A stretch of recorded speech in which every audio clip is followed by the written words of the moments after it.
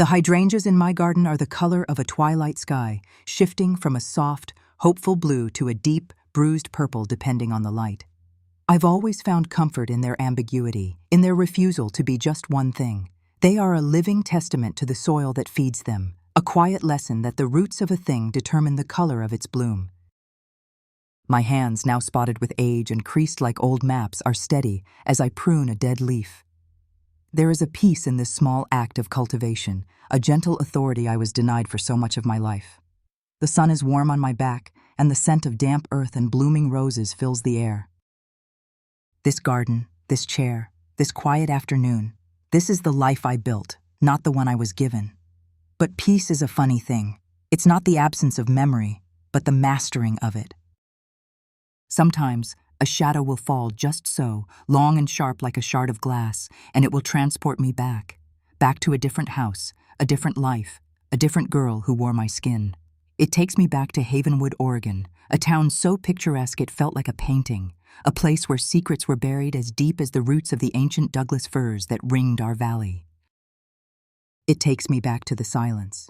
The silence was always the worst part, louder than the shouting, more painful than the sharp, stinging slap of a hand or the dull thud of a body hitting a wall. The silence was what came after, when the storm had passed and all that was left was the wreckage. It was a thick, suffocating blanket of unsaid things, of rage that had been spent, and fear that was just beginning to gather its strength again for the next time. The day Ethan finally left, the silence was absolute. It was a vacuum, pulling the very air from my lungs. He hadn't just walked out, he had detonated. The living room looked like a battlefield of our life together. A framed photo of us from happier, or at least less honest, times was shattered on the floor, my smiling face split in two. A vase, a gift from my mother, lay in 1,000 porcelain tears near the fireplace. His exit had been a whirlwind of curses and slammed doors, the screech of his tires on the asphalt, a final, violent punctuation mark. And then, nothing. I didn't cry from heartbreak. My heart, as a vessel for love for him, had been hollowed out long ago, scraped clean by contempt and fear. No, I cried because his leaving felt more dangerous than his staying. His presence was a predictable terror, a monster I had learned to live with, to anticipate, to placate. His absence was a void, an unknown, and in that void, a different kind of fear began to bloom, cold and sharp. I huddled in the corner of my room, my arms wrapped around my knees, trying to make myself as small as possible, as if the silence itself might crush me. The silence of the house was screaming. It screamed of my failure, my weakness, my utter and complete isolation. I don't know how long I sat there, adrift in the ringing emptiness. It could have been minutes or hours. Time had dissolved into a thick, gray fog of shock. The click of the front door opening was so soft, I thought I'd imagined it. But then came the sound of footsteps on the hardwood floor of the hallway, a sound I knew better than my own heartbeat. They were not Ethan's heavy, angry stomps, nor were they my own tentative, fearful shuffles. They were measured, deliberate, and perfectly composed, the sound of my mother. Eleanor appeared in the doorway of my bedroom. She didn't enter, merely stood on the threshold, a sentinel guarding the border between my ruin and her own pristine world. She was, as always, immaculate. Her tweed skirt was perfectly pressed, her silk blouse a pale, serene oyster color, her silver hair coiled into a flawless chignon at the nape of her neck. Not a single strand was out of place. She surveyed the room, her gaze sweeping over the overturned lamp and the scattered books, her lips tightening by a fraction of a millimeter. Her eyes, the same cool blue as my own, but without any of their warmth, finally landed on me, huddled on the floor like a stray animal. There was no flicker of concern, no softening of her features. There was no sympathy, no pity, not even any curiosity. Her expression was one of mild, detached disappointment, the look one might give a prized vase that had developed a small, unsightly crack. She didn't hug me, she didn't offer a hand, she didn't even speak my name. She just stood there in the doorway, her silhouette sharp and unforgiving against the light of the hall, and then she spoke. Her voice was not raised, not angry.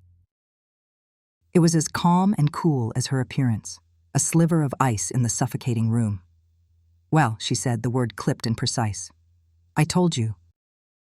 You should have chosen a better man." The words didn't just hang in the air, they pierced it. They shot through the silence and struck me with a force more brutal than any of Ethan's blows. A fist leaves a bruise that fades, a mark that the body, in its quiet wisdom, eventually heals. But her words were a poison that went straight to the bone. They found every fractured piece of my self-worth and ground it into dust.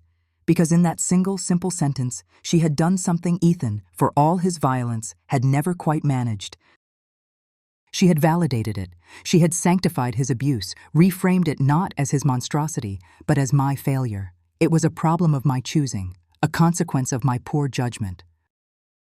My pain was my fault. That was the moment I knew.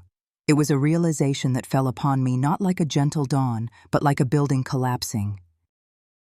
I was staring at my mother, the woman who had given me life, and seeing a stranger. No, not a stranger. A stranger might have offered a moment of kindness, a platitude, anything. I was seeing an architect, and I was seeing the monster her creation had protected. I had two abusers. One who broke my body, and one who broke my soul.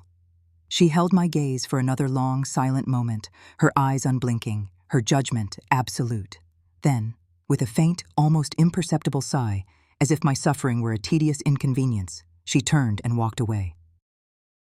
The sound of her measured footsteps retreated down the hall. The soft click of the front door closing behind her was a final verdict: guilty. Sentenced, alone. The silence that rushed back in was different. It was no longer just the absence of Ethan, it was the absence of everything. Of hope, of safety, of the fundamental belief that a mother is a sanctuary. The four walls of my room, of the pretty little house on Elm Street in the heart of Havenwood, began to feel less like a home and more like a tomb, a place she had helped build, a place she had just sealed shut.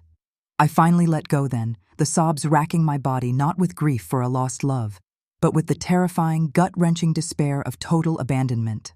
I was a ship lost in a storm, and I had just watched my only lighthouse deliberately extinguish its light, leaving me to be dashed against the rocks. From the quiet comfort of my garden all these years later, I can still feel the chill of that realization. It's a phantom cold that sometimes settles in my bones on the warmest of days. That day, I didn't understand the depth of her cruelty. I couldn't comprehend the why. I saw it as a catastrophic failing of love, a coldness of spirit so profound it was almost supernatural. I didn't know then that it wasn't a lack of love that drove her. It was something far more active, far more sinister. It was a purpose. Her cold comfort was not an accident. It was a weapon. And my suffering, I would come to learn, was not a byproduct of her coldness. It was the entire point. It was the foundation of a story she had started writing long before I was even born, and I was just the final, tragic chapter. Or so she thought. She thought I was a chapter, but I was the whole book. To understand the frostbite of her words in that ruined living room, you have to go back to the warmth of the fire she lit to draw me in. You have to go back to the beginning of the lie, to a time when I still believed my mother's love was something I could earn, if only I tried hard enough. It was about a year before the silence, on a crisp autumn evening. The air in Havenwood had that perfect, sharp scent of wood smoke and decaying leaves. The maples lining our street were ablaze in riotous shades of crimson and gold, a final defiant spectacle before the quiet gray of winter. I was at my mother's house for our obligatory Sunday dinner. Her house was not like the one I would later share with Ethan. Hers was a museum of a life, not a home to be lived in. The mahogany dining table was polished to a dark, liquid gleam, reflecting the crystal glasses and the heavy, ornate silverware that only ever saw the light of day on these occasions. Everything was in its place, suffocatingly so. It smelled of lemon oil and potpourri, a sterile scent designed to mask any trace of actual living. Our dinners were usually tense, quiet affairs, a minefield of my mother's unspoken criticisms. My job at the town library was a nice little hobby, but hardly a career. My sensible sweaters and skirts were a bit plain, dear. My contentment with a simple life was, in her eyes, a profound lack of ambition, a personal affront to the potential she believed she had gifted me at birth. I spent most of those dinners trying to be as small and unobtrusive as possible, chewing my food carefully and praying I wouldn't spill anything on her pristine lace tablecloth. My only goal was to get through the evening without giving her a new reason to be disappointed in me, but that night felt different. There was a strange energy crackling in the air, a high-frequency hum of anticipation emanating from my mother. She was almost giddy. She had rearranged the floral centerpiece 3 times and kept glancing at the grandfather clock in the hall. "We have a guest tonight, Lily," she'd announced earlier in the week, her voice holding a tone I hadn't heard in years. It was a tone of strategic excitement, the sound she used to make when my father was alive and they were hosting one of his important business partners. "Oh? Who?" I'd asked, my curiosity piqued. "The son of an old acquaintance of your father's, a young man named Ethan. He's just moved to the area to oversee a new logging enterprise. He's very driven. I think you'll like him." The way she said it, "I think you'll like him," sent a small, hopeful flutter through my chest. It was rare for her to consider my feelings in any of her arrangements. Maybe, I thought, this was it. Maybe this was a peace offering, an attempt to connect. I spent an extra hour getting ready that evening, choosing a dress of deep forest green that brought out the color in my eyes, a foolish, hopeful bird preening its feathers for a crumb of approval. The doorbell rang at precisely 7 o'clock. My mother smoothed the front of her tailored wool dress and opened the door with a smile that was dazzlingly bright and utterly artificial. And there he was. Ethan was handsome in a way that seemed unfair, as if he'd been crafted by a committee to be universally appealing. He was tall and broad-shouldered, with thick dark hair that fell in a casual, perfect wave across his forehead. His eyes were a warm, deep brown, and his smile, when he turned it on me, was electric. It was a smile that made you feel like you were the only person in the world. He was holding a bouquet of stargazers, my mother's favorite, their heavy, sweet perfume instantly filling the entryway. "Eleanor," he said, his voice a low, pleasant baritone. "You look stunning, as always." He kissed her cheek, a gesture of familiar intimacy that surprised me. "Ethan, you flatterer." Come in," she said, her voice tinkling with delight. She turned to me. "Ethan, this is my daughter, Lily." He extended a hand, his grip firm and warm. "Lily, it's a real pleasure to meet you. Your mother has told me so much about you." His eyes held mine for a moment longer than necessary, and I felt a blush creep up my neck. I was 22 years old and felt like a gangly schoolgirl. The dinner was a performance, and my mother was the director. With breathtaking skill, she guided the conversation, painting a portrait of Ethan as the ideal man. She prompted him to talk about his business ventures, his ambition to revive Havenwood's struggling timber industry. "It takes a man of real vision to see potential where others see decline," she'd say, looking at me as if to ensure I was taking notes. She asked him about his family, and he spoke of his late father with a quiet, respectful reverence that seemed to touch her deeply. "Richard always said his father was one of the sharpest men he ever knew," she supplied, linking Ethan to my own father's sainted memory. I was mesmerized. I watched him talk, his hands moving with expressive grace. I listened to his stories, his easy laughter. And I watched my mother watching him, her face alight with an approval so radiant it was almost painful to behold. "This," her expression screamed, "is what a man is supposed to be. This is what I want for you." And I, so starved for that light, soaked it in. I wanted to be the kind of woman a man like Ethan would want. I wanted to be the daughter who finally made my mother proud. It was in those moments, lost in the glow of her approval, that I missed the signs. They were as subtle as hairline fractures in a porcelain cup, invisible unless you were looking for them. Narrating this now, from the other side of the chasm of my life, they are as clear and sharp as broken glass. There was the way he looked at her. When she would launch into a story praising him, his eyes would fix on her. A younger, more naive me saw it as deep respect, a man admiring his host and mentor. The old woman I am now knows what it was, the silent, shared glance of co-conspirators. It was a look that said, "It's working. She's buying it."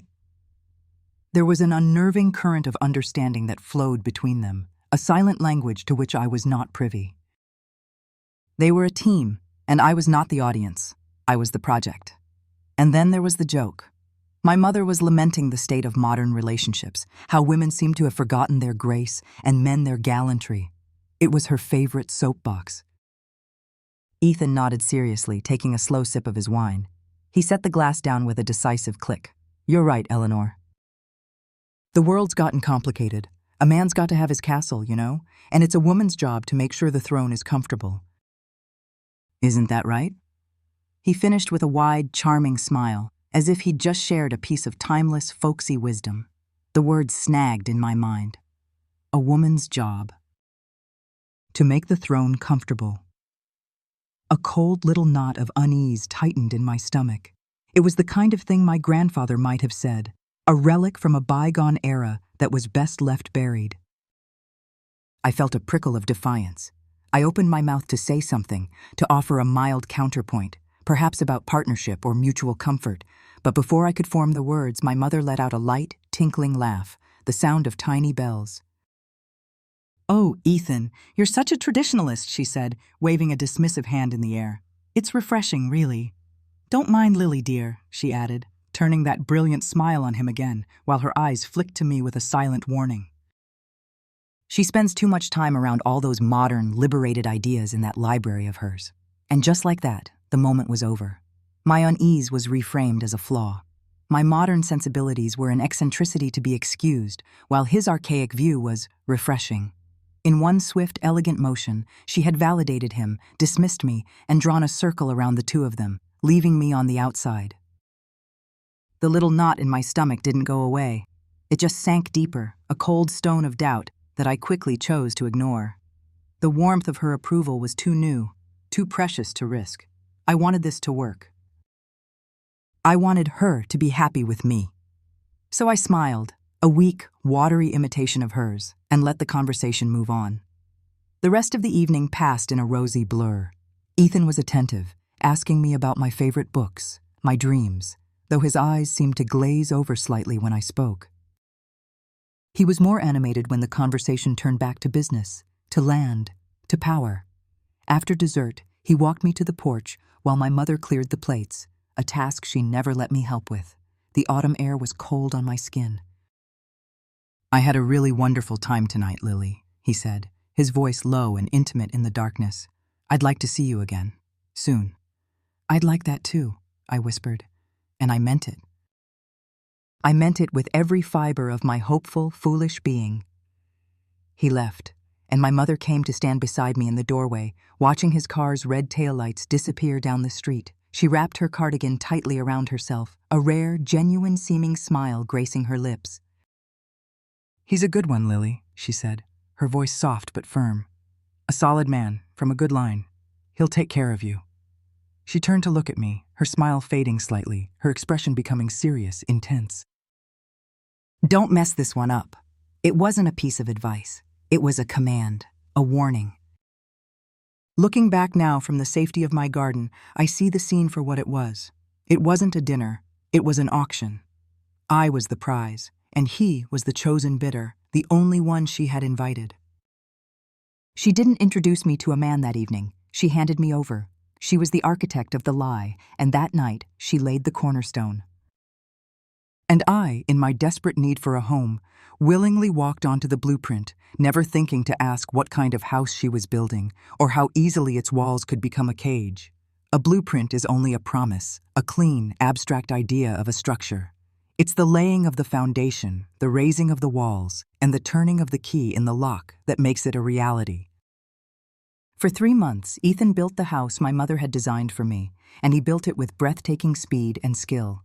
That autumn faded into a cold, clear winter, and I lived inside a whirlwind of affection so perfect, so intoxicating, that it felt like a dream. He was the model of a storybook suitor.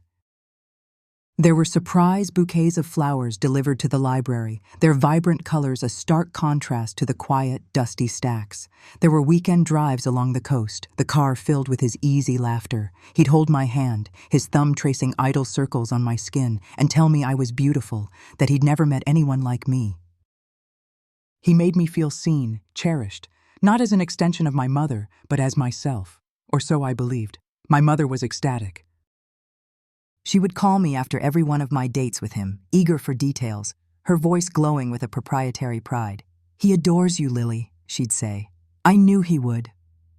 Her approval was the sun, and I, a starved little plant, turned my face towards it and grew, thinking it was my own strength, not knowing my roots were in her poisoned soil. Slowly, almost imperceptibly, he began to lay down his rules, always disguised as care.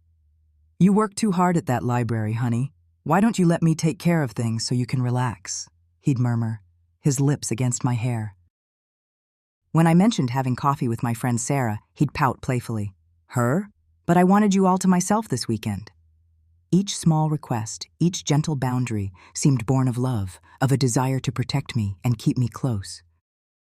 And I, who had never been the center of anyone's world, mistook possession for devotion. I willingly gave up small pieces of my life, my time, my friends, believing I was trading them for a great love. I didn't realize I wasn't making a trade. I was paying a toll. The first payment came due on a Saturday, about 3 months in.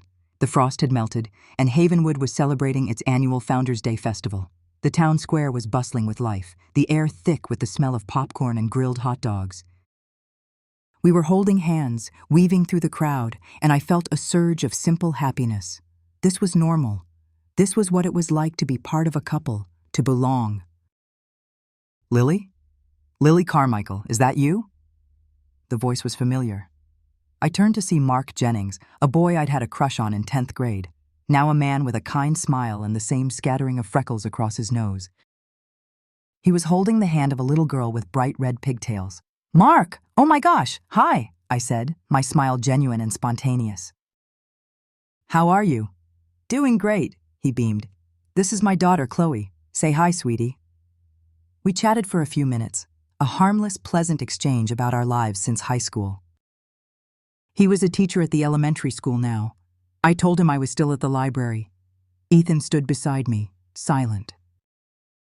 I felt his hand on the small of my back, which at first felt supportive, but then the pressure increased, the grip becoming possessive, hard. I tried to introduce them. "Mark, this is my boyfriend, Ethan." Ethan's smile was a tight, brittle thing that didn't reach his eyes. "A pleasure," he said, his voice flat. He shook Mark's hand with a quick, crushing force. He began to answer for me, cutting off my sentences. When Mark asked me what I'd been reading lately, Ethan jumped in. "Lily's been far too busy for reading. We've been occupied."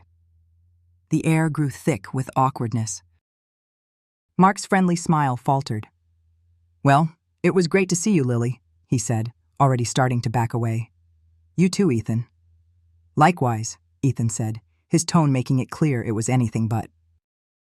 He turned me, his hand still clamped to my back, and steered me forcefully away, leaving Mark and his daughter staring after us. The shame was a hot flush that spread from my chest to my cheeks. "What was that about?" I asked, trying to keep my voice light as he marched me towards the car. He didn't answer. He waited until we were inside, the doors slammed shut, enclosing us in a sudden, chilling silence. The festive sounds of the fair were instantly muffled, distant. "What was that about?" he finally repeated, his voice low and menacing, a completely different instrument than the one he used in public. "You tell me, Lily. The way you were looking at him. Smiling like that. Did you used to date him? Is that it? What?" "No, Mark is just an old friend from school. I haven't seen him in years." "Friend," he scoffed, the word an insult. He started the car with a vicious turn of the key, the engine roaring to life. "It didn't look like just friends to me. It looked like you were hanging on his every word." The drive home was 5 minutes of suffocating tension. His knuckles were white on the steering wheel. I sat rigid in the passenger seat, my heart hammering against my ribs. I had done nothing wrong, yet I felt a profound sense of guilt, a desperate need to placate the storm that was gathering in the man beside me. The moment we were inside our house, the door locked behind us. The storm broke. "Don't you ever disrespect me like that again," he roared, whirling on me. "Disrespect you? I was just being friendly." My voice was shaking, a pathetic squeak against his thunder. "Friendly?" He laughed, a harsh, ugly sound. "You were flirting. You were making me look like a fool in front of that That nobody. He began to pace the living room, his movements agitated, predatory. I give you everything. I take care of you. And this is how you repay me. By throwing yourself at the first man you see? That's not what happened, I cried, tears of frustration and fear welling in my eyes. You're twisting everything.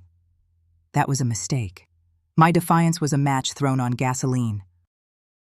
His face contorted with a rage so pure it was terrifying. He snatched a heavy glass tumbler from the side table. For one surreal second, I thought he was going to throw it at me. Instead, with a guttural roar, he hurled it against the wall just to the left of my head. The sound was an explosion. The glass didn't just break. It atomized, spraying a glittering constellation of destruction across the wallpaper. I flinched so hard my neck snapped back, a sharp cry torn from my throat. My ears were ringing. The scent of spilled water and ozone filled the air. I stood frozen, my entire body trembling, my gaze fixed on the spiderweb of cracks emanating from the point of impact. Before I could even process the shock, he was on me. He grabbed my upper arms, his fingers digging in like talons, yanking me forward until our faces were inches apart. Don't you argue with me, he spat, his breath hot and sour with anger. Don't you ever raise your voice to me. He shook me then, a sharp, violent rattle that made my teeth click together. I was nothing, a doll in his hands. The sheer physical power radiating from him was overwhelming. This was not the charming man from the dinners, not the gentle lover. This was a stranger, a monster wearing his face. He held me there for a long, terrifying moment, his eyes burning with a dark fire. Then, as if a switch had been flipped, he shoved me away. I stumbled backward, catching myself on the arm of the sofa. He stared at me, his chest heaving, then turned and stormed out of the house, slamming the door so hard the whole house seemed to shudder, and then silence again. But this was a new kind of silence. A silence filled with the ghost of an explosion and the certainty of what he was capable of. I slowly sank onto the sofa, my body shaking uncontrollably. I looked down at my arms. Angry red marks, already blooming into the dark purple of bruises, were visible where his fingers had been. The mask hadn't just slipped, it had been ripped away. I spent the night in a state of suspended shock. He didn't come home. The next morning I found him asleep on the sofa, looking boyish and vulnerable in the pale morning light. He woke as I tiptoed past. His eyes were filled with a wet, theatrical remorse. "Lily," he whispered, his voice thick. "Oh God, Lily, I am so sorry." He rushed to me, kneeling at my feet, burying his face in my lap. His shoulders shook with what seemed to be sobs. "I don't know what comes over me. I love you so much. The thought of anyone else even looking at you makes me crazy." "I promise you, I swear to you, it will never, ever happen again." The whiplash was dizzying. From monster to penitent child in the space of a few hours. He looked up at me, his eyes pleading. Later that day, a small velvet box appeared on my pillow. Inside was a delicate silver bracelet studded with tiny sapphires. A beautiful, expensive apology. A down payment on my silence. But a small, terrified part of me knew this couldn't be ignored. I needed my mother. I needed her to tell me that this was not normal, that I should run. I drove to her house that afternoon, the new bracelet feeling heavy and cold on my wrist. A beautiful manacle. I wore a long-sleeved blouse, a coward's uniform. I sat in her perfect living room, the same room where she had sung his praises, and I told her everything, my voice trembling as I recounted the argument, the shattered glass, the violent way he'd grabbed me. I left out the part about him accusing me of flirting, instinctively knowing that would only give her ammunition. I focused on his rage, his loss of control. She listened, her hands folded calmly in her lap, her expression unreadable. When I finished, a tear finally tracing a path down my cheek, she was silent for a long time. She looked at the wall, at the floor, anywhere but at me. Finally she sighed, a sound of profound weariness. "Lily," she began, her voice devoid of any warmth, "you are being naive. Men like Ethan, powerful, passionate men, they have tempers. It's part of what makes them successful. They don't just turn it off when they get home." I stared at her, uncomprehending. "But he threw a glass at the wall right next to my head. He hurt my arms. And he apologized, didn't he? She countered, her voice sharp. He bought you that lovely bracelet. He feels terrible. What more do you want? You provoked him, Lily. You shouldn't have been so familiar with that boy in public. You have to understand, you're with a real man now, not some timid librarian. You need to learn how to manage him, how to soothe his pride. That's what a good partner does. Her words were so calm, so rational, they made my terror feel hysterical. She was twisting it, reframing it as a lesson in becoming a better woman. Don't be so dramatic about a broken glass and a little argument, she concluded, finally meeting my eyes. Her gaze was cold, clinical. You're making a mountain out of a molehill. Now pull yourself together. You're stronger than this. I felt the blood drain from my face. I wanted to scream. I wanted to rip off my sleeve and show her the bruises, the physical proof of his rage. But I knew with a sudden, sickening certainty what she would say. Accidents happen when tempers are high. He'll be more careful next time, now that you've both learned something. She wouldn't see the bruises. She would only see my failure to be a better shock absorber for his temper. I left her house that day with a chill that had nothing to do with the winter air. The last door had just been locked. The beautiful house Ethan had built was a prison, and my mother was the warden, standing guard outside, assuring me that the bars were for my own protection. I had nowhere to go. My fear was my own fault. My pain was my own fault. The cycle had begun, and it had been given a formal maternal blessing to continue, endlessly, and so it continued. The maternal blessing my mother had bestowed upon the cycle of violence gave it a terrible, holy legitimacy. It became the new liturgy of our lives, a repeating pattern of sin and hollow repentance. The seasons turned outside the windows of the house on Elm Street. Winter's stark branches gave way to the tentative green of spring, which swelled into the lush, heavy heat of summer. And with each turn of the season, the cycle turned too. There would be a period of tense, watchful quiet, the walking on eggshells, the careful measuring of my every word and action. Then, the inevitable explosion over some trivial perceived slight, a meal that was 5 minutes late, a glance that lingered too long on a television actor, a question he deemed impertinent. The storm would break, bringing with it the shouting, the slammed doors, and sometimes the sharp, stinging pain of his hand. And then, always, would come the cloying, suffocating remorse.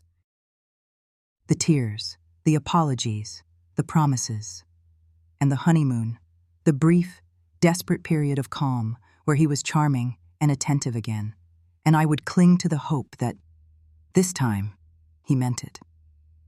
This time it would last. It never did.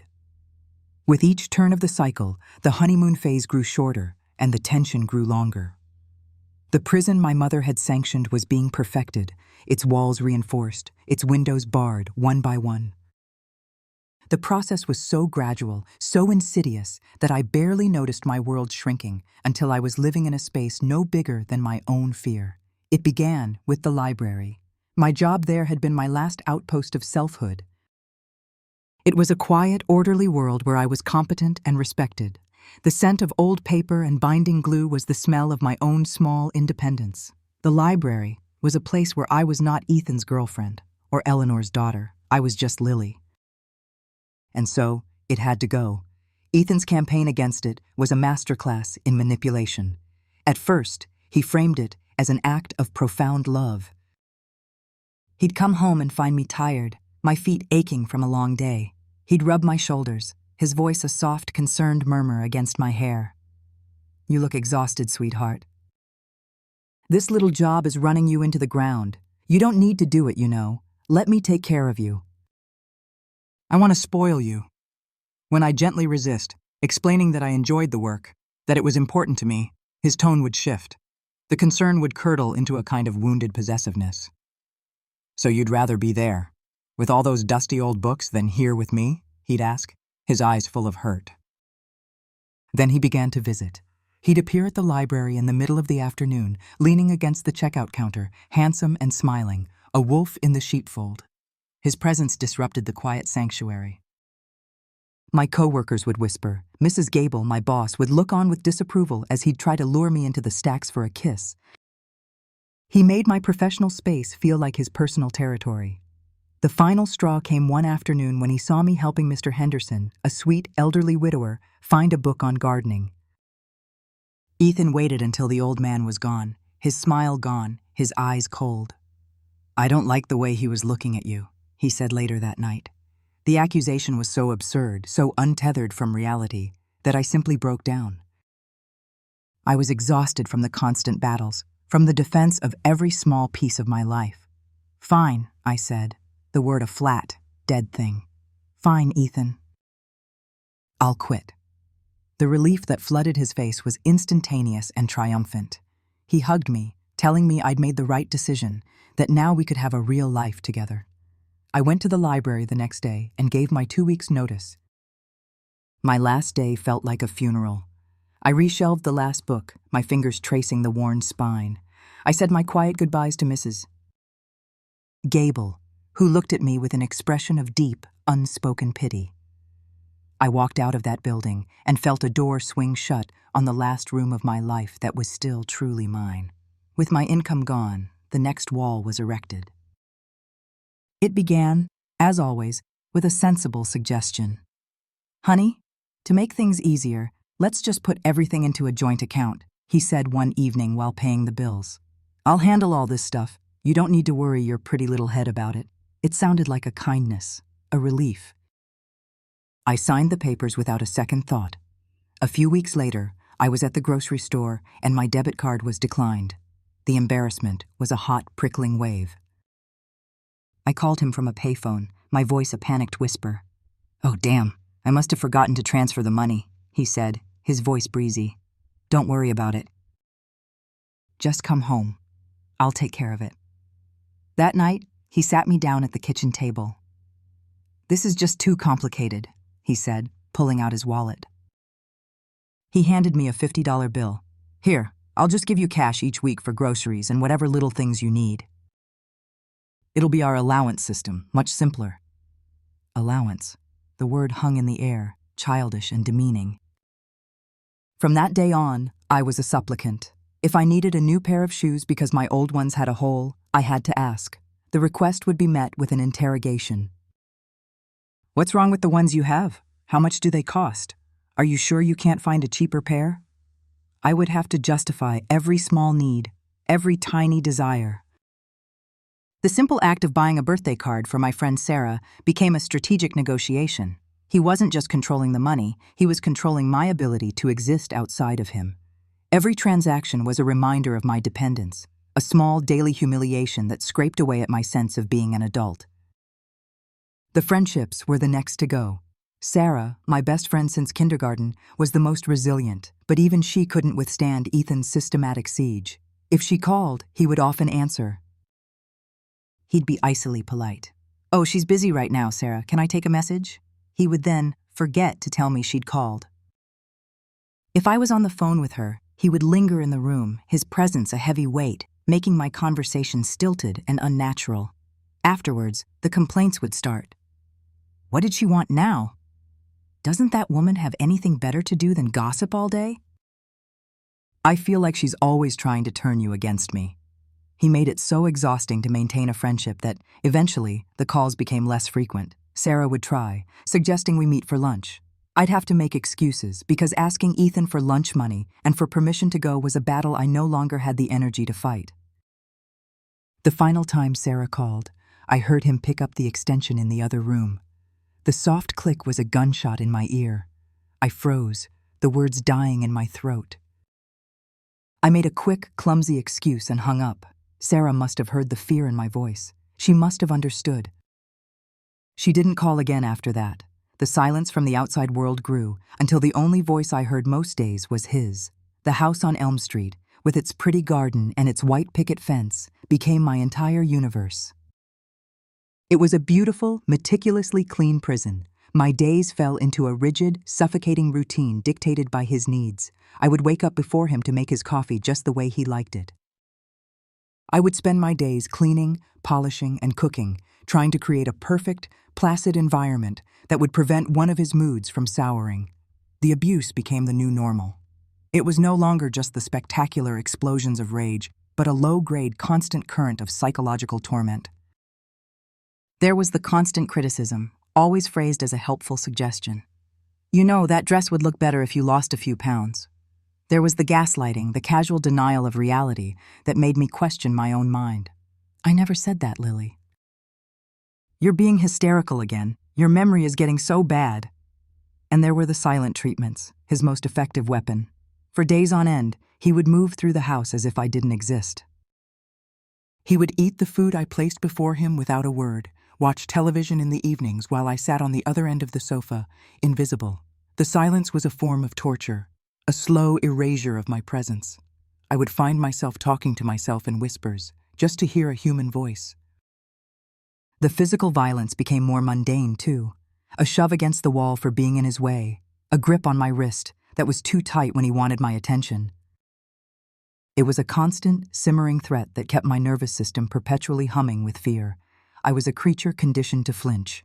I remember one long Tuesday afternoon. The house was silent except for the loud metronomic ticking of the grandfather clock in the hall. Tick-tock. Each sound was a second of my life disappearing. I was standing at the living room window, looking out at the street. Children were riding their bikes. Mrs. Henderson was watering her petunias. It was a world I could see, but one I couldn't touch. I pressed my forehead against the cool glass. The window wasn't a portal, it was a display case. And I was the exhibit inside, the well-kept woman in her perfect house. I didn't feel like Lily anymore. I was a collection of roles defined by him: housekeeper, cook, personal assistant, punching bag. I was a ghost in my own life, haunting the rooms of a pretty prison. The world had shrunk to the size of his moods, the length of his temper. My reflection in the window pane was pale and thin, a stranger with my eyes. And in that moment, staring at that ghost, a tiny, cold thought entered my mind for the first time. This is it. This is the rest of your life. And the suffocating stillness of that thought was more terrifying than any of his rages.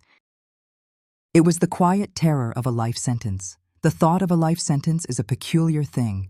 At first, it's an abstract terror, too vast to comprehend. But then it begins to settle, to seep into the marrow of your days. The prospect of an endless, unchanging horizon of silent breakfasts, tense afternoons, and fearful nights became a physical presence in the house. It was a suffocating gas, tasteless and odorless, slowly displacing all the oxygen.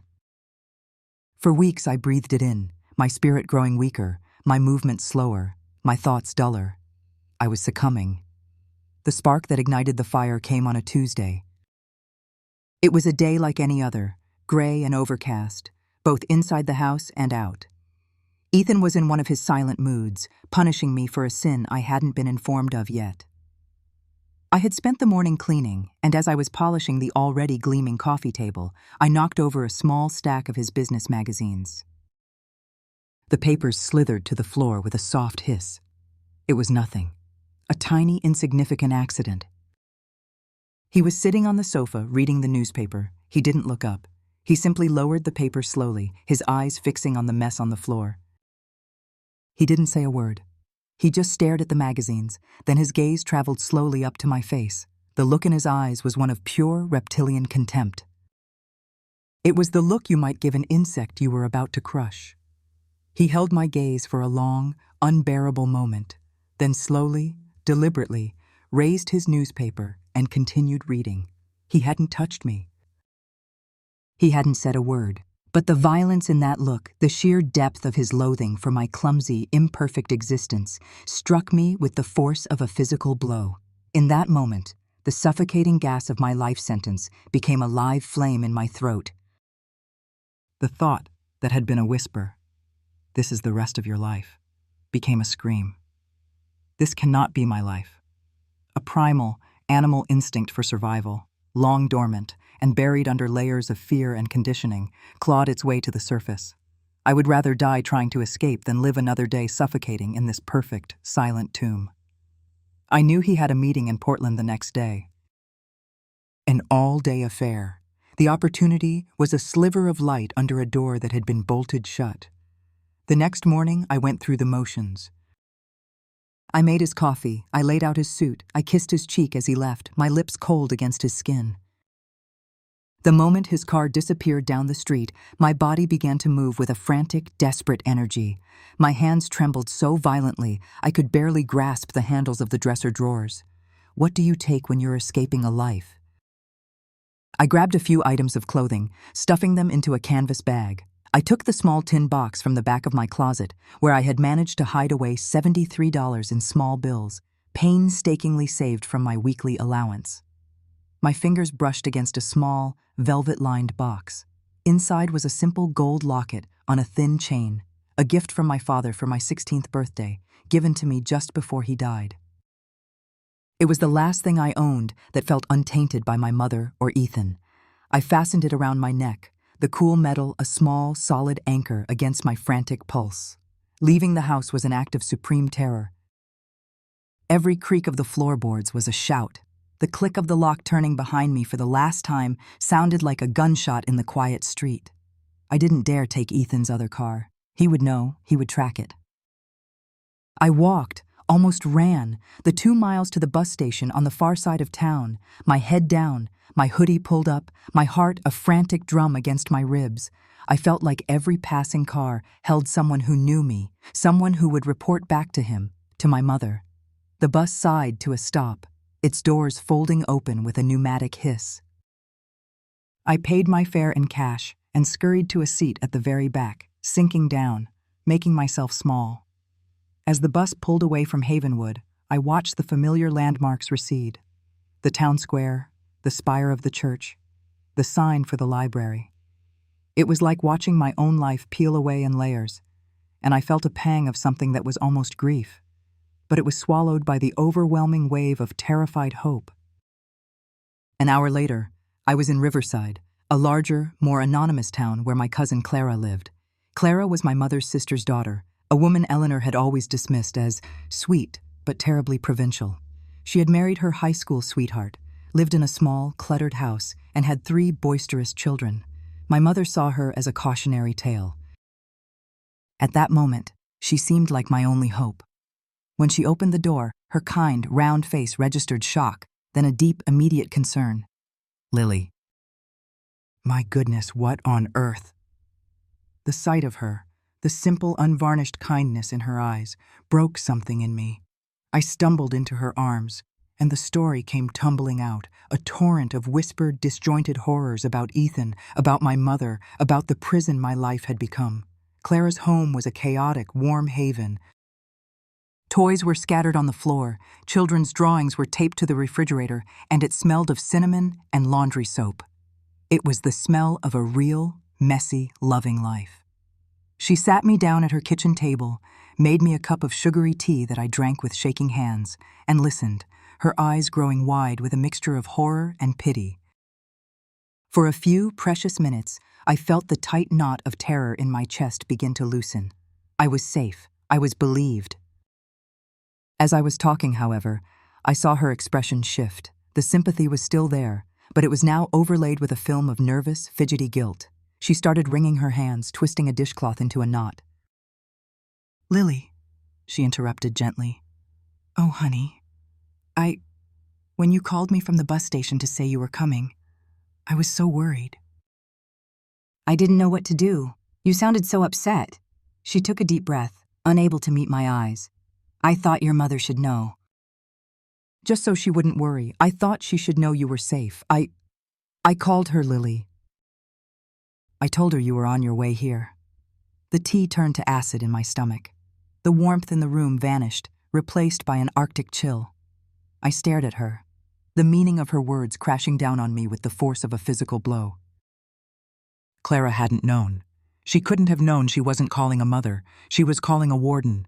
In her simple, well-meaning desire to do the right thing, to keep the family peace, she had sounded the alarm. She had led the hunters straight to my hiding place. No, I whispered, the word catching in my throat. Oh, Clara, no. As if on cue, a car door slammed shut outside. A heavy, solid, familiar sound. My body went rigid, every muscle seized with a terror so pure it was paralyzing. A moment later, the doorbell rang, a cheerful, two-note chime that sounded like a death knell. Clara, her face pale with a dawning understanding of her mistake, walked on trembling legs to the door. Standing on the porch was Ethan, his face a mask of controlled fury, his eyes burning holes into me over Clara's shoulder. And beside him, her posture as straight and unyielding as a steel rod, was my mother. Eleanor didn't even glance at her niece. She pushed past Clara and strode into the living room, her expensive leather heels clicking like gunshots on the linoleum floor. Her eyes, chips of blue ice, were locked on me. "How dare you?" she hissed, her voice a low, venomous whisper that was more terrifying than any shout. "How dare you run off like a common thief and embarrass this family? Causing all this trouble, making everyone sick with worry. Do you have any idea the scene you've caused?" Tears streamed down my face. "Mother, please," I begged, my voice cracking. "You don't understand what he does, what it's like. I understand perfectly." She cut me off, her voice slicing through my plea. "I understand that you are an ungrateful, overly emotional child who doesn't appreciate the good, stable man who provides for you." She took a step closer, her face contorted with a cold, righteous anger. "You made your bed, Lily. Now you will lie in it." The words were a final verdict, a life sentence reaffirmed. Ethan moved then. He stepped into the house and grabbed my arm, his fingers closing around my bicep like a vice.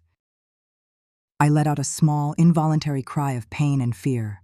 I looked desperately at my mother, a last, silent, primal appeal from a daughter to the woman who gave her life. "Help me." She just watched. Her expression was utterly blank, devoid of any maternal softness, any human empathy. She simply watched as Ethan's fingers dug deeper into my arm. She had not come to rescue me. She had come to return me. She had become an active, willing participant in my torture. She turned to Clara, who was standing by the door, her hands over her mouth in shock. "Thank you for your help, Clara," my mother said, her voice dripping with condescending ice. "We'll handle this from here." It was a dismissal of Clara, of me, of the entire messy, inconvenient situation. Ethan jerked my arm, pulling me toward the door. I stumbled after him, sobbing, defeated. He dragged me out of that warm, messy house, out of that brief sliver of hope, and pushed me into the passenger seat of his car. The journey back to Havenwood was a silent eternity of terror. He didn't look at me. He just drove, his knuckles white on the steering wheel. The abuse that night was different from anything that had come before. It was not born of a sudden hot rage. It was cold, methodical, and purposeful. It was designed to punish, to dismantle, to break my spirit so completely that the very idea of escape would be unthinkable. It was the methodical destruction of hope. As I lay in the dark afterwards, every part of my body a symphony of pain, a single cold, clear thought rose through the fog of agony. The last ember of hope I had harbored, the tiny secret belief that if things got bad enough, my mother would eventually step in, had been brutally extinguished. She hadn't just watched me burn, she had poured the gasoline and handed Ethan the match. I was alone. Utterly, completely, and absolutely alone. The knowledge was the most terrifying thing I had ever faced. But as the long, dark hours of that night bled into a gray dawn, that terror began to curdle into something else, something hard and cold and solid in the pit of my stomach. It was the strength that grows in the barren soil of absolute loss, the strength you find only when you finally understand that there is no one coming to save you and there is absolutely nothing left to lose. The strength you find when you have nothing left to lose is a strange and brittle thing. It is not the robust, vibrant strength of an oak tree, but the sharp, cold strength of an icicle, formed in the darkest, most frigged hours. It is clear, it is hard, and it has a single desperate point. In the weeks that followed my return to Havenwood, a return that felt more like a rendition, I clung to this icy shard of strength deep inside me. It was all I had left. The punishment for my escape attempt had been, as Ethan intended, soul-crushing, but its aftermath was a different kind of hell. He had proven his point. He had demonstrated the futility of resistance, the long reach of his power, aided and abetted by my own mother. Now that he had broken me, he seemed to lose interest in the pieces. The explosive rages lessened, replaced by a constant grinding campaign of contempt and neglect. I was no longer a person to him. I was a thing, a household appliance that cooked and cleaned and was available for his use whenever he saw fit. He had won so completely that the game was no longer entertaining. I retreated. I pulled the essence of myself, the part that could still feel, the part that remembered the girl at the library, into a tiny windowless room deep in the back of my mind. From there, I operated the machinery of my body. I cooked his meals. I washed his clothes. I endured his touch. I moved through the silent, perfect house like an automaton, my face a blank mask, my eyes seeing nothing. This detachment was my only armor.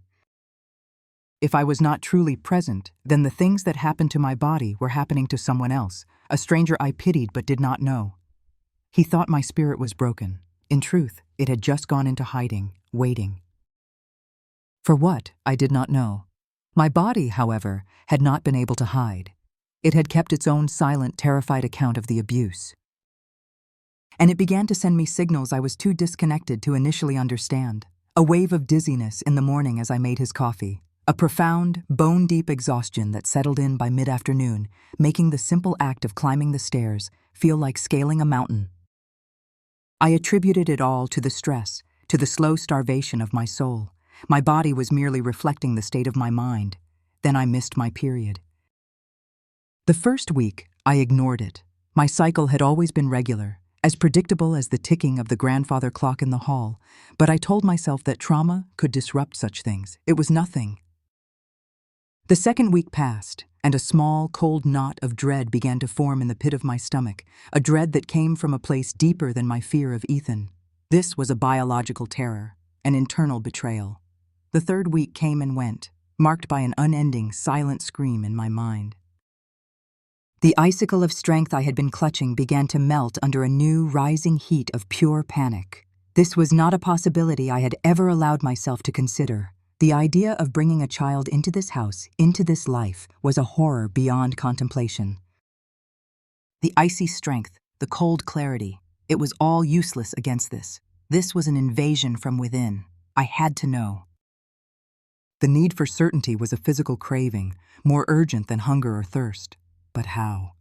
I had no money of my own, no freedom to simply go to the drugstore. The plan formed slowly, meticulously, in the hidden room in my mind. For 2 weeks I skimmed, $1 from the grocery money here, 50 cents there, hiding the coins in the lining of an old purse in the back of the closet. When I finally had enough, I had to wait for the opportunity. It came on a Wednesday, when Ethan sent me out for a specific brand of steak sauce he wanted for dinner. The trip to the drugstore was a mission behind enemy lines. I chose one on the far side of town, where no one would recognize me. My heart hammered against my ribs as I walked down the aisle, the bright, cheerful packaging of family planning products, a mocking counterpoint to my reality. I grabbed a pregnancy test, my hand shaking so much I almost dropped it. I buried it at the bottom of the grocery bag, beneath a head of lettuce and a box of crackers, praying the cashier wouldn't see it, wouldn't look at me with knowing eyes. Smuggling it into the house was the final hurdle. I hid the small box in the pocket of my coat.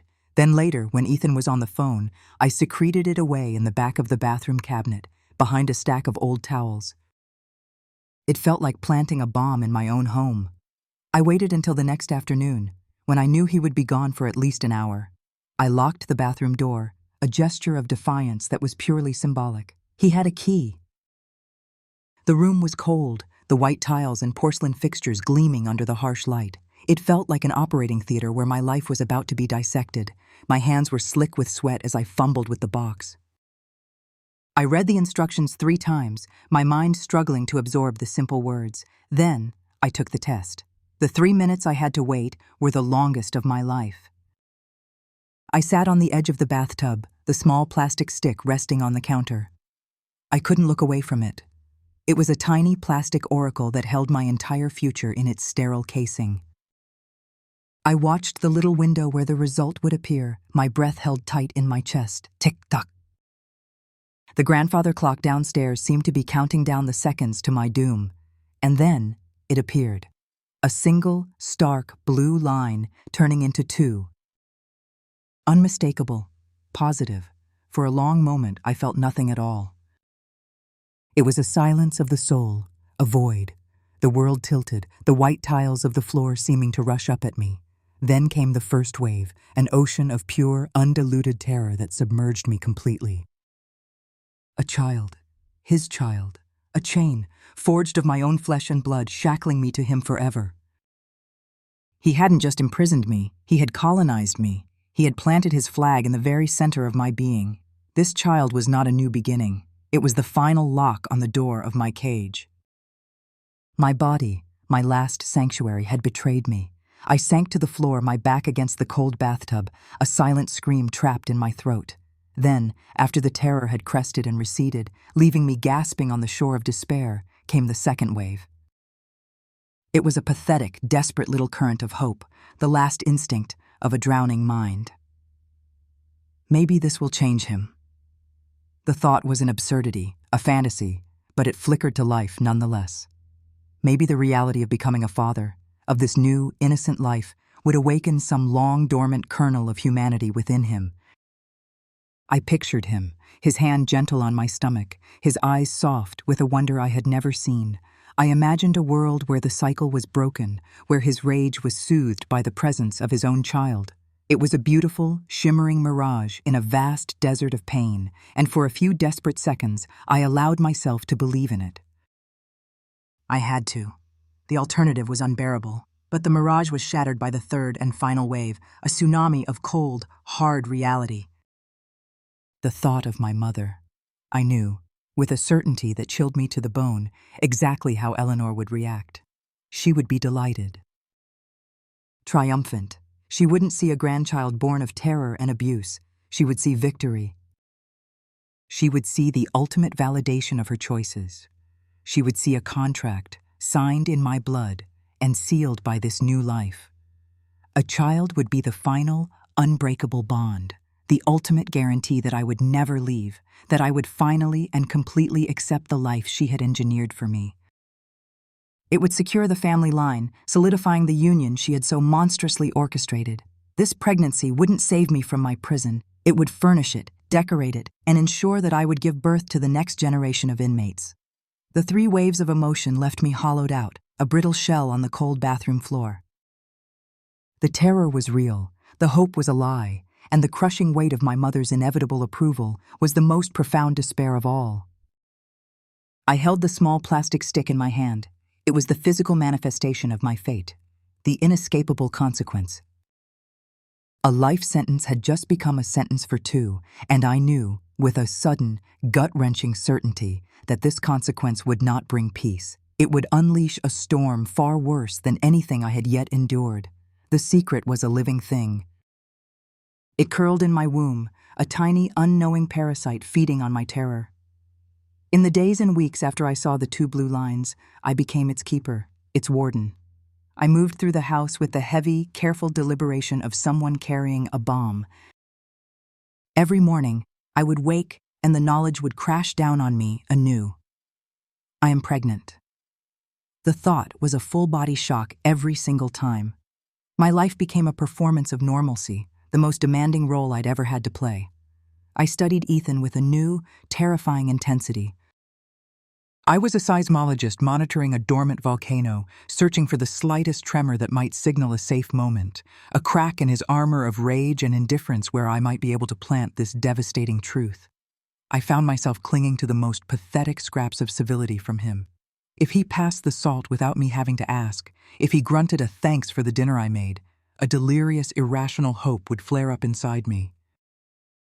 Maybe today, maybe now is the right time. Maybe he won't explode. The fantasy of his positive reaction became my own private opium. In the long, silent afternoons, I would imagine the scene. I would see myself telling him, and his face, instead of contorting with rage, would soften with wonder. He would fall to his knees, his hand gentle on my stomach, his eyes wet with tears of joy.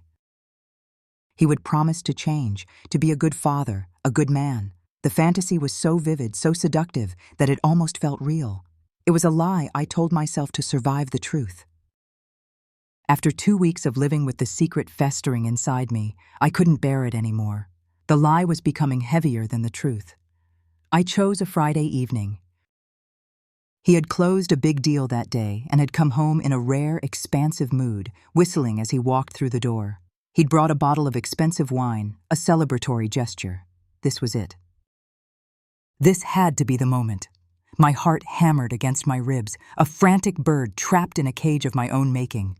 I made his favorite meal, roast chicken with rosemary potatoes. I sat across from him at the polished dining table, pushing the food around on my plate, my stomach a tight, acid knot of fear. He ate with gusto, talking about his victory at work, his brilliance, his success. I waited until he was finished, until he was leaning back in his chair with a satisfied sigh, a glass of wine in his hand. My own glass of wine sat untouched. "Ethan," I began, my voice so small and thin it was almost lost in the room. He looked at me, a flicker of impatience in his eyes. "I have something to tell you." I watched him, trying to read his face. I went to the doctor," I lied, thinking the word doctor would lend my announcement a clinical legitimacy. "And well, I'm pregnant." The air in the room didn't just grow cold, it solidified. The faint smile on his lips vanished, as if wiped away by an invisible hand. His eyes, which had been warm with self-satisfaction moments before, hardened into chips of dark, cold flint. He set his wine glass down on the table, the sound a sharp, deliberate click in the sudden, deafening silence. He stared at me for a long moment, his face a blank mask. Then a slow, ugly smile twisted his lips. It was a smile of pure contempt. "You did this on purpose," he said, his voice a low, dangerous growl. "What? No," I whispered, shaking my head. "Don't lie to me." He leaned forward, his voice rising. "You did this to trap me. You thought a baby, a kid, would be the perfect little anchor, wouldn't it? Something to make sure I could never leave. Something to lock down this comfortable little life you have." "No, Ethan, it wasn't like that, I swear." "Liar!" he roared, slamming his fist on the table. The plates jumped, the silverware rattled. He shot to his feet, his chair scraping violently against the hardwood floor. He advanced on me, his 6-foot frame seeming to suck all the air out of the room. "You think you're so clever. You think I'm some kind of fool you can manipulate?" I scrambled backward in my chair, trying to get away, but he was too fast. He grabbed the front of my blouse, yanking me to my feet. "I will not be trapped," he spat, his face inches from mine, his breath hot and smelling of wine. I raised my hands to protect myself, a futile gesture. "Please, don't." The shove was not a push. It was a violent explosion of force from his entire body, meant to hurl me away from him. My feet tangled, my arms flailed, and I fell backward, completely off balance. The world became a blur of motion and a single sharp point of brutal reality. The corner of the heavy, solid oak coffee table. It struck my abdomen with a sickening, definitive thud. A sound, a feeling, of something deep inside me giving way. A nova of white-hot pain erupted from my core, so intense it stole my breath, my sight, my hearing.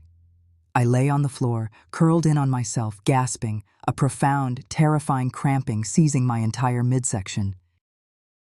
The pain wasn't just pain.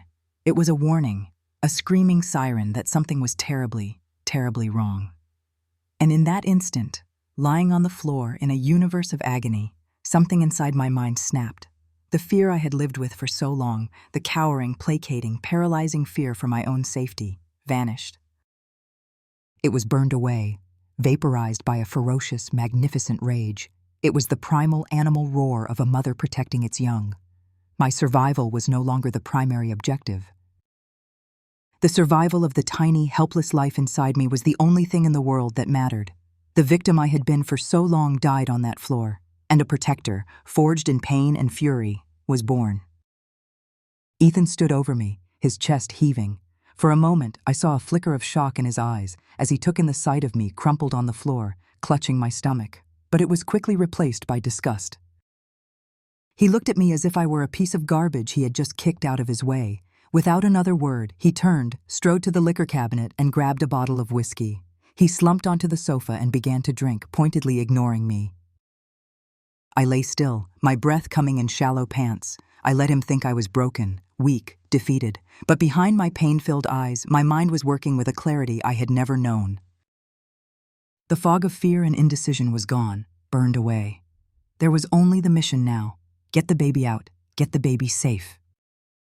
Hours passed. The house grew dark. Ethan drank himself into a loud, snoring stupor on the sofa, the empty whiskey bottle on the floor beside him. The moment I had been waiting for. With a silent, grim determination, I pushed myself up.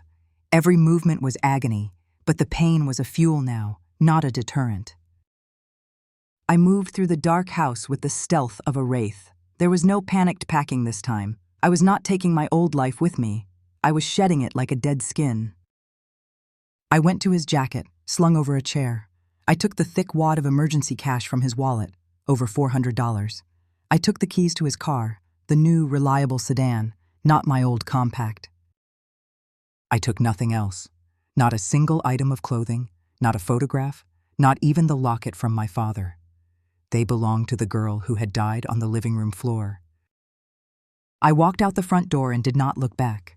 Each step was a deliberate, final act. I got into his car, the engine starting with a soft, powerful hum. As I pulled away from the curb, I looked at the house on Elm Street one last time. It wasn't a home. It was a tomb. And I had just clawed my way out. A single, powerful vow formed in my mind, a vow made to the child inside me. Never again. We will never come back here. I drove. I didn't know where I was going, only that it was away. The pain in my abdomen was a constant, throbbing reminder of my purpose. I drove for over an hour, the dark ribbon of the highway unfurling before me, putting miles, a lifetime, between me and Havenwood. I saw a green sign for the town of Northgate, 50 miles away. A place he wouldn't think to look. A place where no one knew me. And then, I saw the blue and white sign that was my beacon. A hospital. I pulled into the bright, sterile sanctuary of the emergency room parking lot. I cut the engine and sat for a moment in the sudden silence. I was in pain. I was alone. And I was a thief who had just stolen a car and cash. But I was free. For the first time, being alone did not feel like abandonment. It felt like liberation. Clutching my stomach, I walked through the automatic doors and up to the registration desk. A tired-looking nurse looked up. "I can help you?" My voice, when it came, was steady and clear. "I'm pregnant." My boyfriend pushed me, and I fell. "I need help." Hours later, after I had been examined, prodded, and scanned, after a kind doctor told me that while I was bruised, the baby, for now, had a steady heartbeat, they told me they were sending someone in to talk to me. A few minutes later, a woman entered the small, curtained-off room. She was of Indian descent, with large, warm eyes that seemed to hold a deep well of compassion. She wore a soft blue sweater and a kind, gentle expression. "Hello, Lily," she said, her voice calm and soothing. "My name is Dr. Anya Sharma. I'm a therapist here." "Is it okay if we talk for a little while?" I looked at her. At this stranger who was offering not judgment, not dismissal, not contempt, but simply help. And for the first time since my father died, I felt the faintest glimmer of something I had thought was lost to me forever. The possibility of hope. I nodded, and a single, hot tear, a tear not of pain or fear, but of profound, bone-deep relief, rolled down my cheek. That single, hot tear was a crack in a dam that had been holding back a lifetime of unshed grief. As I looked into Dr.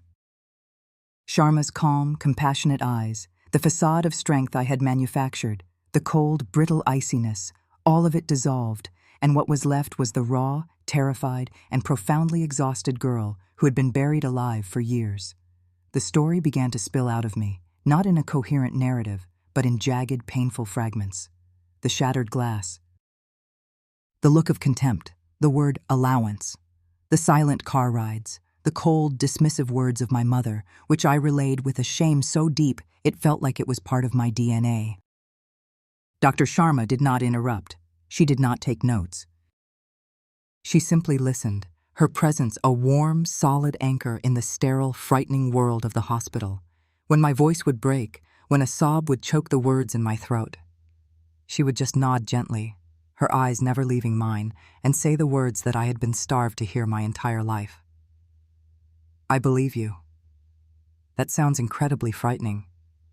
You did nothing to deserve that. This was not your fault. Each sentence was a balm on a wound I didn't even know was still open. These were not just words. They were an antidote to the poison of blame and self-loathing I had been forced to drink for years. They were the truth, and the truth, I was beginning to learn, had a weight and a power all its own. By the time the sun was rising, a plan was in place. The hospital staff had confirmed what I already knew. Returning to Havenwood was not an option. Ethan's car, they told me, would be dealt with. It would be reported as found abandoned, creating a confusing trail for him should he come looking. My safety was the only priority. Dr. Sharma made a series of phone calls, her voice low and efficient. A few hours later, she returned to my room. "I found a place for you, Lily," she said. "It's a shelter for women. It's safe, it's secure, and you can stay as long as you need. It's called Haven House." The irony of the name, Haven, was so bitter it almost made me laugh. I had just escaped Havenwood, a town that was anything but a haven, only to find refuge in a place that bore its name. Perhaps, I thought, this was a chance to reclaim the word. A quiet, unassuming woman from the shelter picked me up. I left the hospital with nothing but the clothes I was wearing and a small bag of toiletries the nurses had given me. Haven House was an old, rambling Victorian on a quiet, tree-lined street. It didn't look like an institution. It looked like a home. The woman led me inside to a small, clean, private room. It contained a single bed, a dresser, and a small armchair by the window. It was sparse, almost monastic, but when she handed me the key and I closed the door behind her, the sound of the lock clicking into place was the most beautiful sound I had ever heard. It was a lock I controlled, a door no one could open without my permission. I sank onto the bed and slept for 14 hours, a deep, dreamless, and for the first time in years, truly safe sleep. The weeks that followed were a time of quiet healing. The shelter was a strange sorority of survival. It was filled with women whose eyes held stories like my own. There was no judgment, only a quiet, shared understanding. We were all ghosts of a former life, learning how to be solid again. The routine was simple: shared meals, group therapy sessions, chores. I learned to breathe again, to walk without looking over my shoulder, to speak without first calculating the effect of my words. The cornerstone of my recovery, however, was my weekly sessions with Dr. Sharma. She continued to see me, refusing any payment, telling me that her work with the shelter was part of her own commitment to healing. In the calm, safe space of her office, I began to piece my story together, not as fragments of trauma, but as a linear narrative.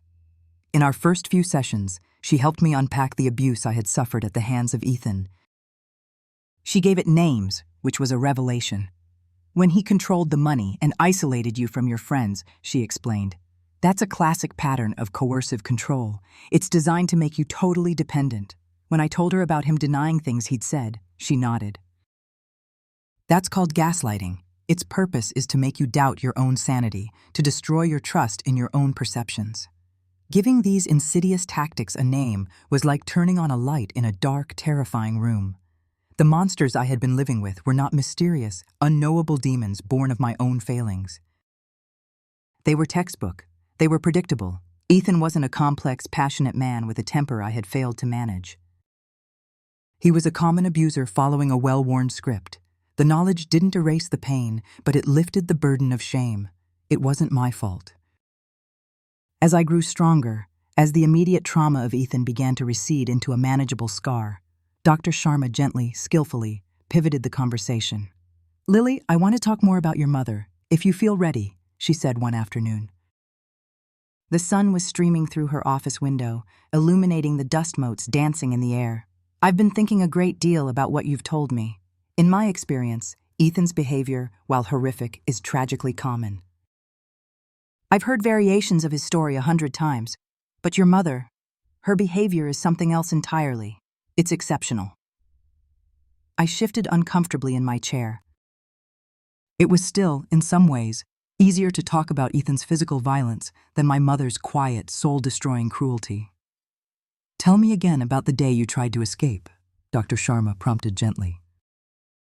"When she showed up at your cousin's house, tell me the exact words she used." I recited them, the words branded into my memory. "You made your bed, now lie in it. How dare you embarrass this family?" "Yes, Dr. Sharma said, leaning forward. "It's the certainty in her voice that strikes me, based on your telling. It's not just a lack of empathy, Lily. It's not just a mother failing to protect her daughter. It's a directive. It's an edict. It feels purposeful. It feels personal. As if your suffering was serving some larger goal for her." The word purposeful hung in the air. I had felt it, that sense of a hidden architecture behind her cruelty, but I had never dared to give it a name. "Tell me about your father," she continued. "What was your mother like when he was alive?" The question opened a door to a room in my memory I rarely entered. "Distant," I said. "They were always polite, like business partners. My father, Richard, he was kind to me but busy. Always working. My mother, she was obsessed with appearances, with what the neighbors thought. She was a different person when he was around. More tense. She managed the house, the finances, everything, with an iron grip. After he died of a heart attack, she seemed, I don't know, not relieved exactly, but less burdened. And her reaction to his memory? I thought for a moment. She never spoke of him with any warmth. If I brought him up, she would change the subject. It was as if she wanted to erase him.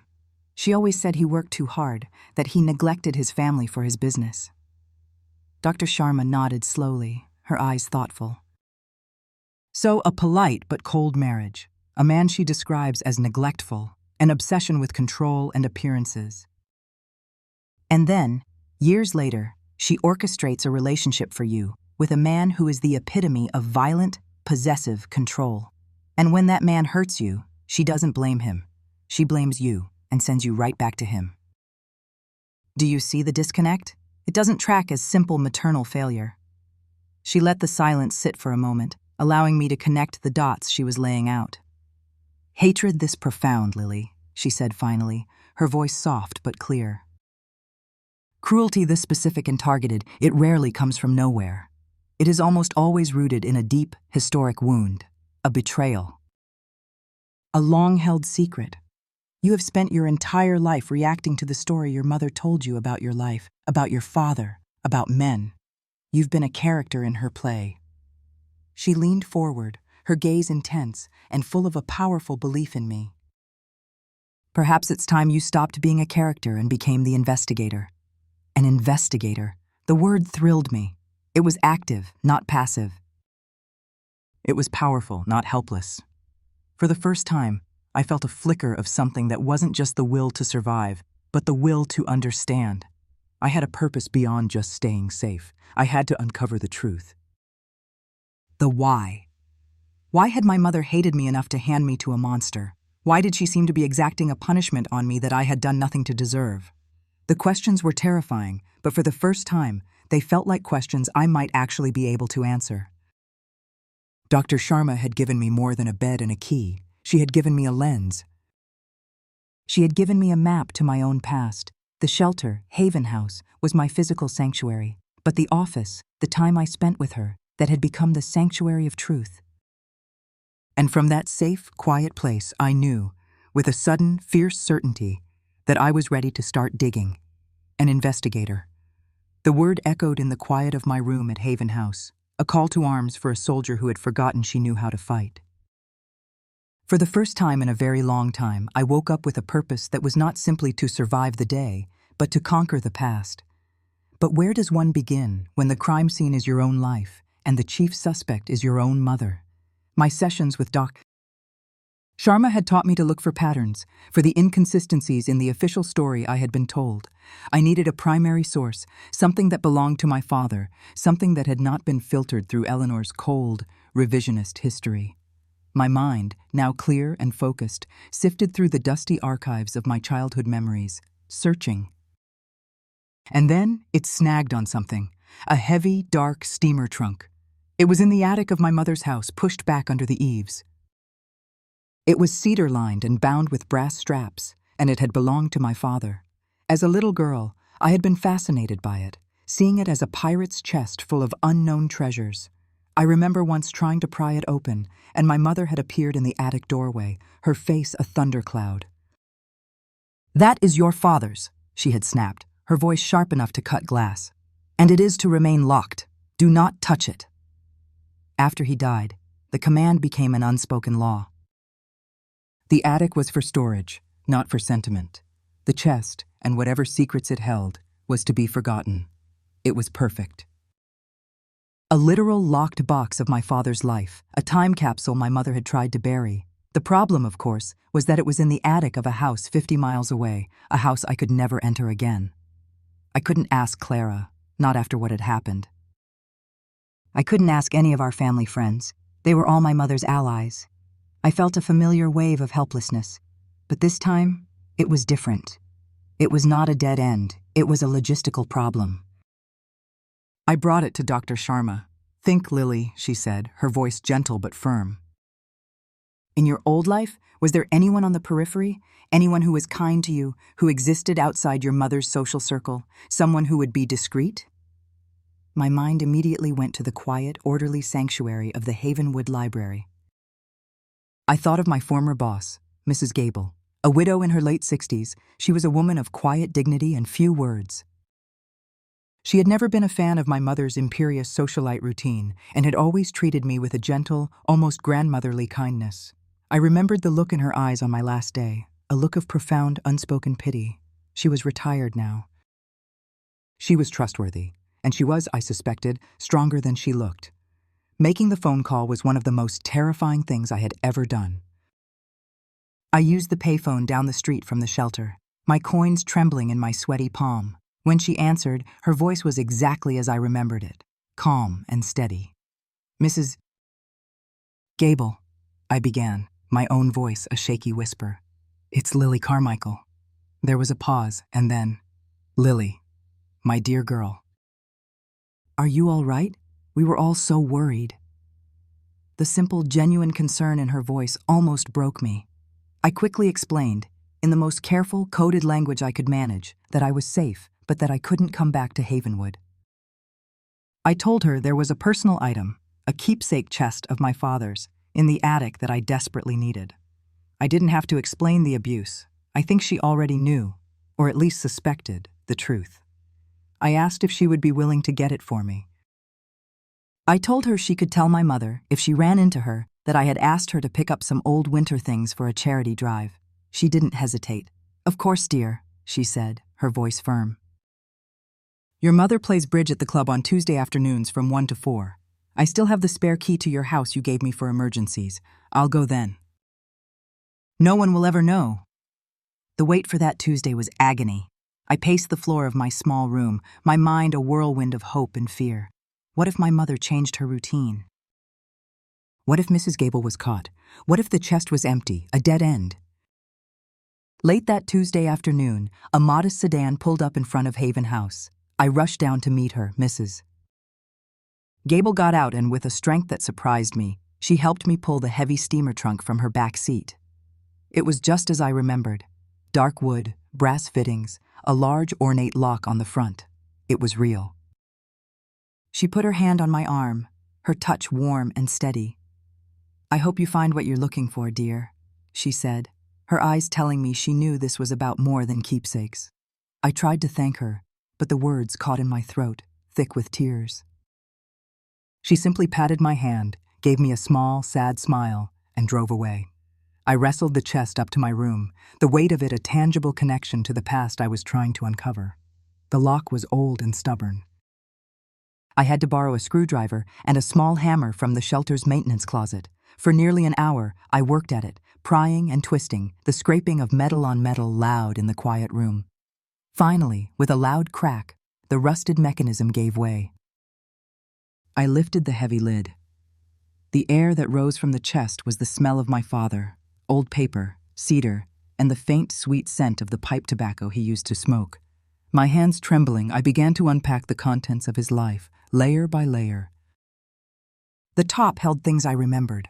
A worn, leather-bound copy of Moby Dick, his favorite book, a collection of intricate maps from his travels for work, his old briarwood pipe. Touching them was like touching a ghost. It was a wave of pure, uncomplicated grief for the kind, distant man I had lost. Beneath the books, I found the journals, several of them bound in dark green leather. I opened the first one. It was mostly notations about his business, timber yields, and land prices. But as I read on, the entries became more personal. He wrote of his loneliness within his own home, of the cold wall of propriety my mother had built between them. "Eleanor is a brilliant manager of a household," he wrote in one entry. "But she manages my heart with the same chilly efficiency. It is a well-run but joyless enterprise." The words were a revelation, a confirmation of the coldness I had always felt, but never had been able to name. Beneath the journals was a bundle of letters tied with a faded sky-blue ribbon. The handwriting was elegant, feminine, and definitely not my mother's. My heart began to pound. With shaking fingers, I untied the ribbon. The first line I read was, "My dearest Richard, I count the hours until I can see you again." They were love letters, dozens of them. And with the letters were photographs. A woman I had never seen before. She had a cascade of dark, wavy hair, a wide, generous smile, and eyes that shone with a warmth and joy that seemed to leap from the glossy paper. There were photos of her and my father together, standing by a lake, laughing on a porch swing. He looked like a different person. The tense, weary lines on his face that I remembered were gone, replaced by a look of pure, unadulterated happiness. I was looking at a man I had never known. I felt a pang of shock at the clear evidence of his affair, but it was quickly eclipsed by a strange, aching happiness for him. He had known love, after all. I sifted through the photos, my mind reeling. And then I found it. A single photograph of the woman, Margaret her name was, signed on the back of another photo. She was sitting alone on a porch step, wearing a simple sundress. She was looking down, her hands resting on her stomach, a serene, maternal smile on her face. A stomach that was swollen, round, and unmistakably heavily pregnant. My breath caught in my throat. I felt the air go thin. My hands, now slick with a cold sweat, went back to the journals, frantically searching. In the very last one, I found an envelope pasted to the inside of the back cover. It was thick, and my name, for Lily, was written on the front in my father's familiar script, though it seemed he had never had the chance to give it to me. I tore it open. Inside was not a letter, but a folded official document, a birth certificate issued by Medford General Hospital. I scanned the lines, my eyes jumping from word to word, my mind struggling to keep up with the revelations that were coming at me like bullets. Mother's name, Margaret Ann Holloway. Father's name, Richard William Carmichael. Date of birth, October 12, 1956, a year before my own. My gaze fell to the final, damning line, the box labeled Name of Child. The neat, typed letters formed a word that caused the world to tilt and the floor to fall away from beneath me. Ethan. I didn't scream. I didn't cry. I just sat there on the floor of my small, safe room, surrounded by the evidence of a life I had never known existed. The name just hung in the air, a ghost that had suddenly taken on solid, monstrous form. Ethan, the handsome, charming man my mother had presented to me, the violent, possessive monster who had tormented me. The father of the child growing inside me. He was not the son of a business acquaintance. He was the son of my father. My half-brother. The puzzle pieces didn't just click into place. They slammed together with the force of a head-on collision, the wreckage a horrifying, twisted tableau of my entire life. My mother's hatred, her insistence on him, her coldness at my suffering. It all made a new, terrible, perfect sense. The ghost in the photographs had a name, and it was the same name as my abuser. Time ceased to exist. I was adrift in a silent, roaring ocean of impossibility. The four walls of my small room at the shelter receded, and my entire universe narrowed to the single, neatly typed name on the piece of paper in my hand. Ethan, a name that had meant terror and pain and a dark, possessive form of love. Now it meant something else. something so monstrous, so fundamentally wrong, that my mind struggled to find a place to put it. Brother. The word was a foreign object in my brain, a piece of shrapnel that didn't fit. I looked from the birth certificate to the photograph of the smiling, pregnant woman, Margaret. His mother. Then to the picture of my father, his arm around Margaret, a look of genuine joy on his face. My father. His father. The simple biological equation was undeniable, but the emotional and psychological implications were a cataclysm. My life began to spool backwards in my mind, replaying itself through this new, horrifying lens. Every scene was the same, but the meaning, the subtext, was now grotesquely different. My mother, standing in her pristine living room, introducing us. Ethan is the son of an old business acquaintance of your father's. The lie was so audacious, so diabolical in its proximity to the truth, that it took my breath away. He was connected to my father, just not in the way she had claimed. The dinner, the conspiratorial glances between Ethan and Eleanor. They weren't the looks of a hopeful suitor and a supportive mother. They were the looks of partners in a secret, ugly enterprise, checking in to see if their Mark was taking the bait. My mother's words after the first time he had turned violent. Men like Ethan have tempers. You need to learn how to manage him. She wasn't giving me bad advice. She was giving me my script. She was coaching me on how to be a better victim, how to endure the abuse that she herself had orchestrated. The abuse wasn't a flaw in her plan. It was a feature. Her fury when I had escaped to Clara's. She wasn't angry because I had embarrassed the family. She was furious because her weapon had tried to walk off the battlefield before the war was won, and the line that had haunted me for over a year, her first reaction to my pain. Well, you should have chosen a better man. The irony of it was a physical blow. It was a joke of such cosmic, perverse cruelty that only a true monster could have authored it. She had chosen him. She had served him to me on a silver platter. Her words were not a criticism of my choice. They were a celebration of her own. I don't know how long I sat on the floor, surrounded by the ghosts of my family. Hours, maybe. When the sun began to set, casting long shadows across the room, I slowly, mechanically, gathered the evidence. I placed the journals, the letters, the photos, and the birth certificate back into the canvas bag. My movements were stiff, robotic. My mind was eerily calm. The shock had burned through the panic, leaving behind a cold, desolate landscape of pure, unadulterated truth. The next day was my scheduled session with Dr. Sharma. I walked into her sunny, peaceful office, the canvas bag heavy in my hand. She greeted me with her usual warm smile, but it faltered slightly when she saw my face. "Lily," she said, her voice full of concern. "Are you all right?" I didn't answer. I walked to the low coffee table between our chairs, knelt, and opened the bag. I didn't speak. I simply began to lay out the contents of the chest, one by one, like a detective presenting evidence to a prosecutor. First, the journals. Then, the bundle of love letters. Then, the photographs of my smiling father and his lover, Margaret. I placed the picture of the pregnant Margaret in the center. And finally, I took out the birth certificate and laid it on top, the name Ethan facing up. I sat back in my chair and waited. Dr. Sharma leaned forward, her brow furrowed with curiosity. She picked up a photograph, then a letter. Her eyes scanned the pages.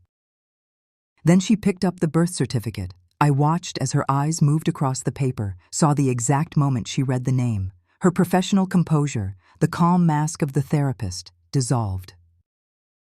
Her mouth fell open slightly. Her eyes, wide with a horror that mirrored my own, flew to my face. "Oh, Lily," she whispered, the words barely audible. "Oh my God."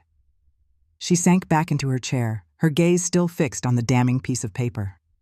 For a long time, neither of us spoke. There were no words in the therapeutic lexicon to address a horror of this magnitude. Finally, I found my voice. It was a dead, flat thing. "He's my father's son," I said. "Ethan is my half-brother." "And your mother," Dr. Sharma said, her voice regaining a sliver of its professional tone, though it was now laced with shock. "She introduced you." "She encouraged it. This was not an accident, Lily. This was a design. A meticulous, horrifying design. In the sanctuary of that office, with the terrible truth laid out between us, we began to deconstruct the monster. We became archaeologists of evil, sifting through the layers of my mother's life, searching for the genesis of this monstrosity. She knew, I said, the pieces connecting in my mind. She must have known about the affair, about the child, all along. Of course she knew, Dr. Sharma affirmed. Think of the woman you described, Lily. A woman obsessed with control, with appearances, with managing every detail of her life. A secret like this, happening under her own roof? She would have made it her business to know everything. The betrayal must have shattered her world. We pieced it together, the logic as cold and ruthless as Eleanor herself. My father, Richard, had betrayed her. He had found love and happiness outside their cold, perfect marriage. He had fathered a child with another woman. And then, he had died, cheating her of her confrontation, her rage, her revenge. She couldn't punish him, Dr.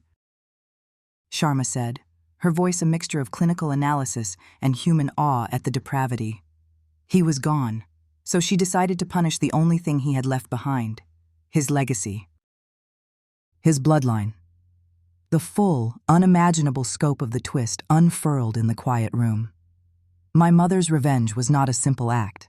It was a decades-long, cold, calculated masterpiece of cruelty. She had waited for her husband's illegitimate son to grow into a man. She had found him. And then she had aimed him, like a loaded gun, at the only other target she had. Me. Her own daughter. The other half of Richard's legacy.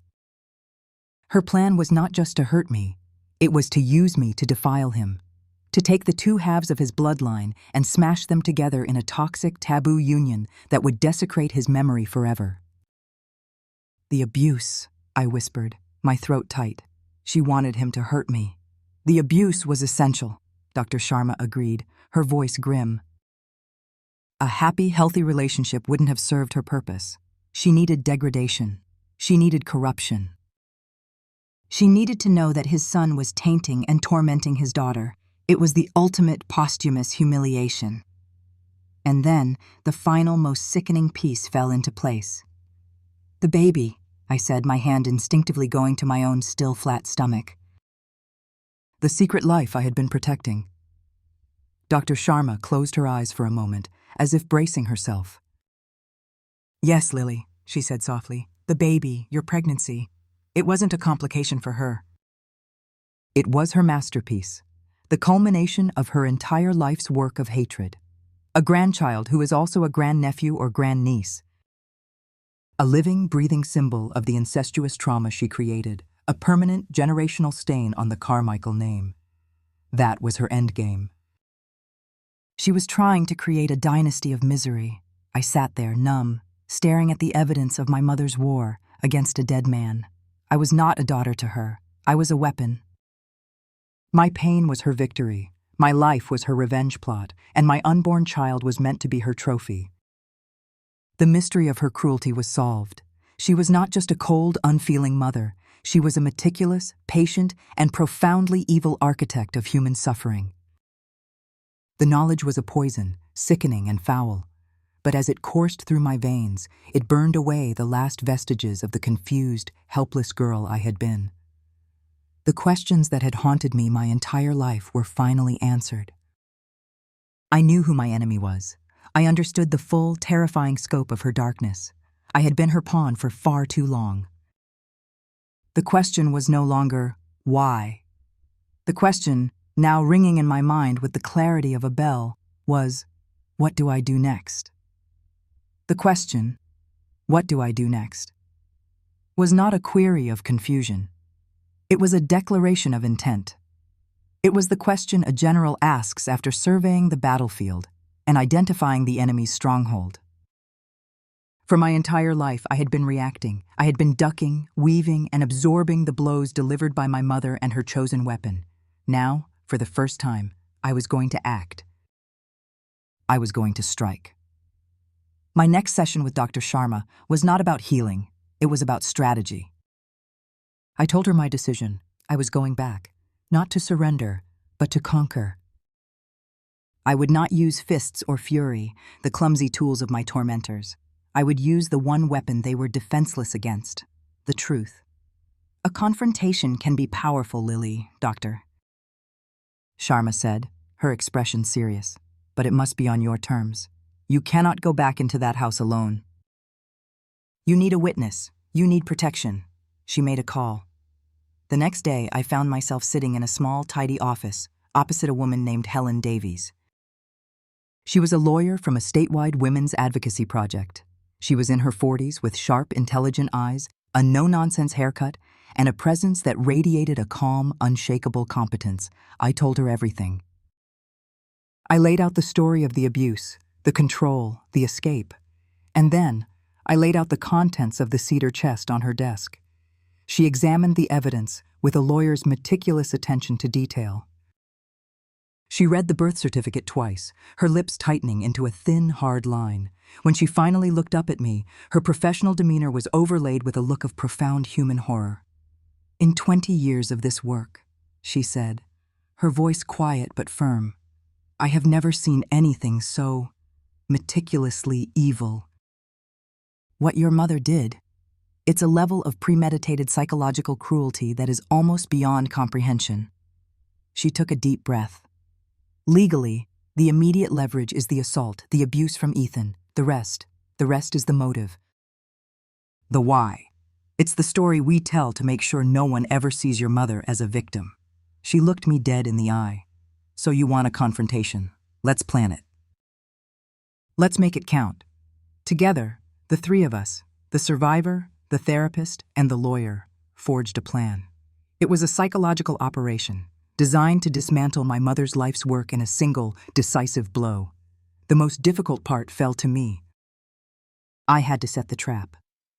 I went to the payphone, the cold receiver feeling like a weapon in my hand, and I dialed the number I knew by heart. My mother answered on the second ring, her voice as crisp and cool as ever. I took a deep breath and summoned the ghost of the girl I used to be. My voice, when I spoke, was small, broken, and full of a fake, watery remorse. Mother? I whispered. Lily, she said, and I could hear the triumphant satisfaction in her voice. I was wondering when you'd come to your senses. Mother, I'm sorry, I said, the lie tasting like ash in my mouth. You were right. About everything. I was foolish, and I ran away. I want to come home. I understand now. I added the bait, the irresistible lure I knew she couldn't refuse. Especially now, with the baby. I want us to be a family. A beat of silence, and then the soft sound of her purr of victory. Of course, dear. I knew you'd see reason. Your room is just as you left it. There's one more thing, I said, my voice trembling with manufactured fragility. I need Ethan to be there when I come. I need to apologize to him too. I want to fix things. We need to start over, all three of us, together. An excellent idea, Lily, she said, her voice dripping with smug condescension. I'll make sure he's here. Sunday at 2 o'clock? Yes, Mother, I whispered. I'll be there. I hung up the phone, my body shaking not with fear, but with a cold, thrilling surge of adrenaline. The trap was set. The drive to Havenwood that Sunday was a journey through a looking glass. The last time I had made this trip, I was fleeing for my life, a terrified victim. Now, I was returning as an avenger, with my counsel in the passenger seat beside me, Miss Davies was a quiet, solid presence, her silence more comforting than any platitude. We pulled up to the house on Elm Street, my prison. It looked smaller than I remembered, less menacing. It was just a house, a container for so much pain, but a container I was about to break open. We walked up the path, our footsteps confident on the stone walkway. I knocked on the door. Eleanor opened it, her face arranged in a smile of magnanimous forgiveness. She was ready to welcome the prodigal daughter home. Her smile froze when she saw Ms. Davies standing beside me, a sharp, professional shield. Who is this? My mother asked, her eyes narrowing. My legal counsel, I said, my voice even and calm. I walked past her into the house. Ethan was sitting on the sofa, a smug, triumphant look on his face. He looked like a king who had successfully recaptured a rebellious territory. The living room was exactly as I remembered it, the heavy oak coffee table sitting like a dark altar in the center of the room. The air was thick with their victory. I walked to the coffee table. I placed my canvas bag upon it. Ms. Davies moved to stand quietly by the door, a sentinel. My mother and Ethan watched me, their expressions shifting from triumph to confusion, then to irritation. "Lily, what is the meaning of this?" my mother demanded. I ignored her. With slow, deliberate movements, I began to unpack the contents of the bag, arranging them on the polished surface of the table. The journals, the photographs of my father looking happy with another woman, the letters. The air in the room grew tense, heavy. Ethan got to his feet, his eyes fixed on the items. And then I took out the birth certificate and placed it directly in the center, face up. I raised my eyes from the table and looked directly at the man who had haunted my days and my nights. His gaze was locked on the certificate, the name on it clearly visible. His brow was furrowed, trying to make sense of what he was seeing. My voice, when I spoke, was not a whisper. It was not a scream. It was a quiet, clear, and perfectly steady statement of fact. "Hello, brother." The word struck him with the force of a physical blow. He staggered back a step, his face draining of all color. His eyes shot from the paper to the photographs of the woman he knew as his mother, to the images of my father, and then to Eleanor, his eyes wide with a dawning, horrified question. The power, the smug control, the very essence of the predator he was, evaporated in that instant. He was no longer a monster. He was just a confused, pathetic man who was realizing his entire life, his very identity, was a lie. Then I turned to the true architect. I turned to my mother. Her face was a mask of chalky greenish white. Her mouth was opening and closing like a fish, but no sound was coming out. Her eyes were wide with a terror I had never seen in her before, the terror of exposure. I took a step towards her. "I just have one question for you, Mother," I said, my voice dropping low, each word a perfectly polished stone of ice. "After all these years, after everything you planned, everything you did to me." I let the silence hang for a beat, savoring the look on her face. "Did you enjoy your revenge?" The question detonated in the room. The last vestiges of her composure shattered. The mask of the elegant, poised matriarch was obliterated, and the creature beneath was revealed. "You!" she screeched, her voice a ragged, ugly thing. "You ungrateful little witch! How could you do this? After everything I've done for you, everything I built." She lunged at me then, her hands clawed, her face a gargoyle of pure, undiluted hatred. But before she could reach me, Ms. Davies stepped forward, a calm, immovable object. "I would advise you to say nothing further, Eleanor," she said, her voice cutting through the hysteria. "And I would advise you not to touch my client." My work was done. The truth was out, a poison gas filling the perfect, pretty room, choking its inhabitants. I looked at Ethan, who was staring blankly at the wall, his mind clearly broken. I looked at my mother, who was trembling with a rage that had finally, after decades of cold storage, found its voice. They were trapped in the wreckage of their own making. I turned my back on them. I did not run. I did not cry. With my head held high and my spine straight, I walked out of the house on Elm Street. I walked out of my prison for the last time. As Ms. Davies and I reached the car, I heard a sound from inside the house. The sound of something heavy and glass shattering against a wall, a sound I knew all too well, but this time I was not the one cowering in the silence that followed. This time, I was the one driving away. I don't remember much of the drive back to Northgate. It's a blur in my memory, a stretch of silent highway unspooling in the twilight. I sat in the passenger seat of Ms. Davies' car, my hands resting on my lap, my gaze fixed on the road ahead. I wasn't crying. I wasn't shaking. The adrenaline had receded, leaving behind a profound, hollowed-out calm. It was the quiet that comes after a hurricane has passed, after the wind and the rain and the fury have spent themselves, leaving a strange, altered landscape in their wake. I had detonated the truth in the center of my family, and now, in the aftermath, I was simply breathing. Ms. Davies seemed to understand my need for silence. She didn't press me with questions or fill the space with platitudes. She just drove, her presence a solid, reassuring anchor. Once, she reached over and gave my hand a brief, firm squeeze. "You were incredibly brave, Lily," she said, her voice quiet. "Never forget that." I gave a small, jerky nod, unable to form the words to reply. Brave wasn't how I felt. I felt empty. I felt free. The following days were a whirlwind of quiet, decisive action.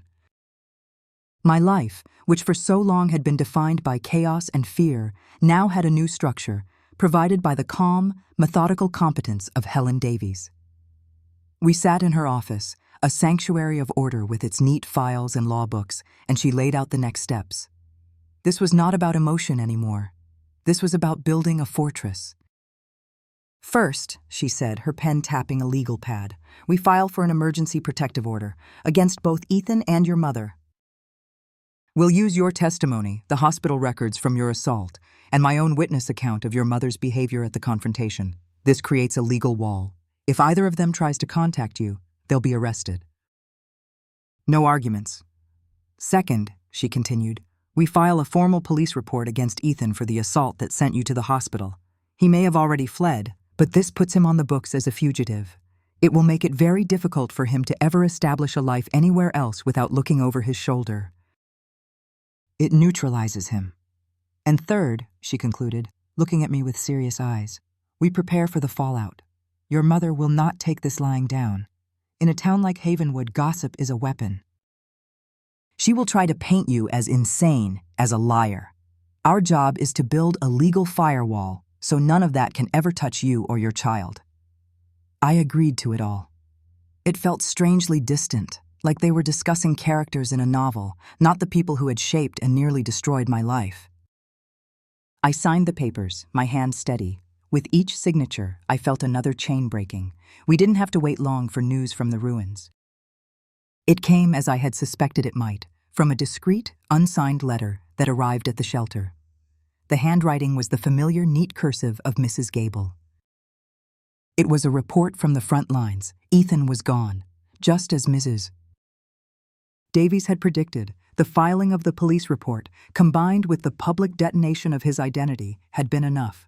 He had packed a single bag in the middle of the night and vanished.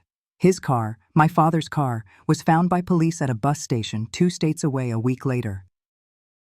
The timber enterprise he had been so proud of collapsed without its leader. He had simply ceased to be. His power, which had seemed so absolute, so terrifying, was built entirely on a foundation of lies. The lie of his charm, the lie of his strength, the lie of his very name. When the truth was revealed, there was nothing left. He had disintegrated. He was a ghost now, haunting a past I was determined to leave behind. The reckoning for my mother was a different matter. It was quieter, slower, and in its own way, far more complete, according to Mrs. Gable's letter. The story had ripped through Havenwood with the force of a tornado. The initial narrative, likely spun by Eleanor herself, was that her unstable daughter had returned with a strange lawyer to make wild accusations, but the truth had a power that even my mother's decades of social maneuvering could not contain. The details, Ethan's true parentage, the calculated cruelty of the setup, leaked out. Perhaps Clara, racked with guilt and finally seeing her aunt for who she was, had confessed her part. Perhaps the story was simply too monstrous, too darkly compelling, to be contained. The result was the one punishment my mother could never have endured: social annihilation. She, Eleanor Carmichael, the queen of appearances, the arbiter of taste and propriety in Havenwood, became a pariah. The women in her bridge club suddenly became unavailable for their weekly game. She was politely uninvited from the board of the Garden Society. Old friends would cross the street to avoid her, their faces masks of strained neutrality. The public shame she had weaponized against me her entire life had finally, irrevocably turned on her. She stopped leaving the house. The immaculate home on the corner of Elm and Maple, the house she had polished and perfected as a monument to her own respectability, had become her prison. She was left utterly alone, a queen with no subjects, trapped inside the echoing halls of her perfect house, with nothing but the monstrous truth of her life's work for company. It was a justice more poetic and more complete than any court could have delivered. With the external enemies neutralized, I was left with the internal war, the one that mattered most. The baby, my child, the innocent, unknowing catalyst for my own liberation. In the quiet of my room at Haven House, I was forced to confront the question. The child was conceived in trauma, the product of a grotesque revenge plot, a biological link to a past I needed to sever. No one, not Dr. Sharma, not Ms. Davies, not the kind women at the shelter, would have blamed me for choosing not to continue the pregnancy. They would have supported any decision I made with compassion and without judgment. I thought about it. I thought about the freedom of a truly clean break, of walking away from it all with no ties, no reminders. I thought about the difficulty of explaining one day the tangled, dark roots of our family tree. But then I would lie in my bed at night, my hand resting on my stomach, and I would remember. I would remember the moment on the floor of the living room, the white-hot pain from the coffee table, and the volcanic, ferocious instinct that had risen up in me, the instinct to protect. It was a love that had been born in the absolute worst of circumstances, but it was love nonetheless, pure, powerful, and utterly my own. One evening, I felt it. A tiny, faint flutter from deep inside me, like the brush of a butterfly's wing. It was the first sign of life, a tiny, secret message just for me. And in that moment, the debate was over. This child was not Eleanor's trophy. This child was not Ethan's heir. This child was not a monument to their sins. This child was an innocent.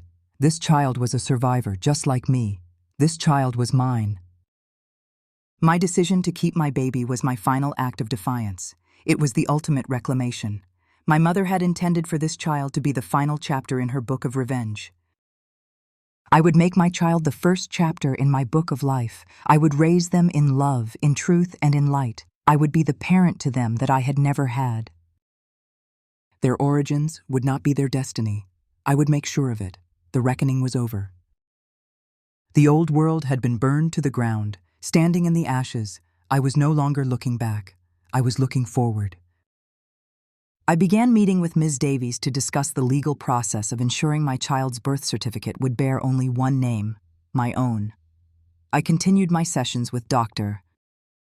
Sharma, not to dwell on the past, but to learn how to build a healthy future. I started looking at pamphlets for community colleges, for small apartments in towns with no ghosts. The fear was gone, replaced by a quiet, steady resolve. The life I was about to build would not be easy, but it would be mine.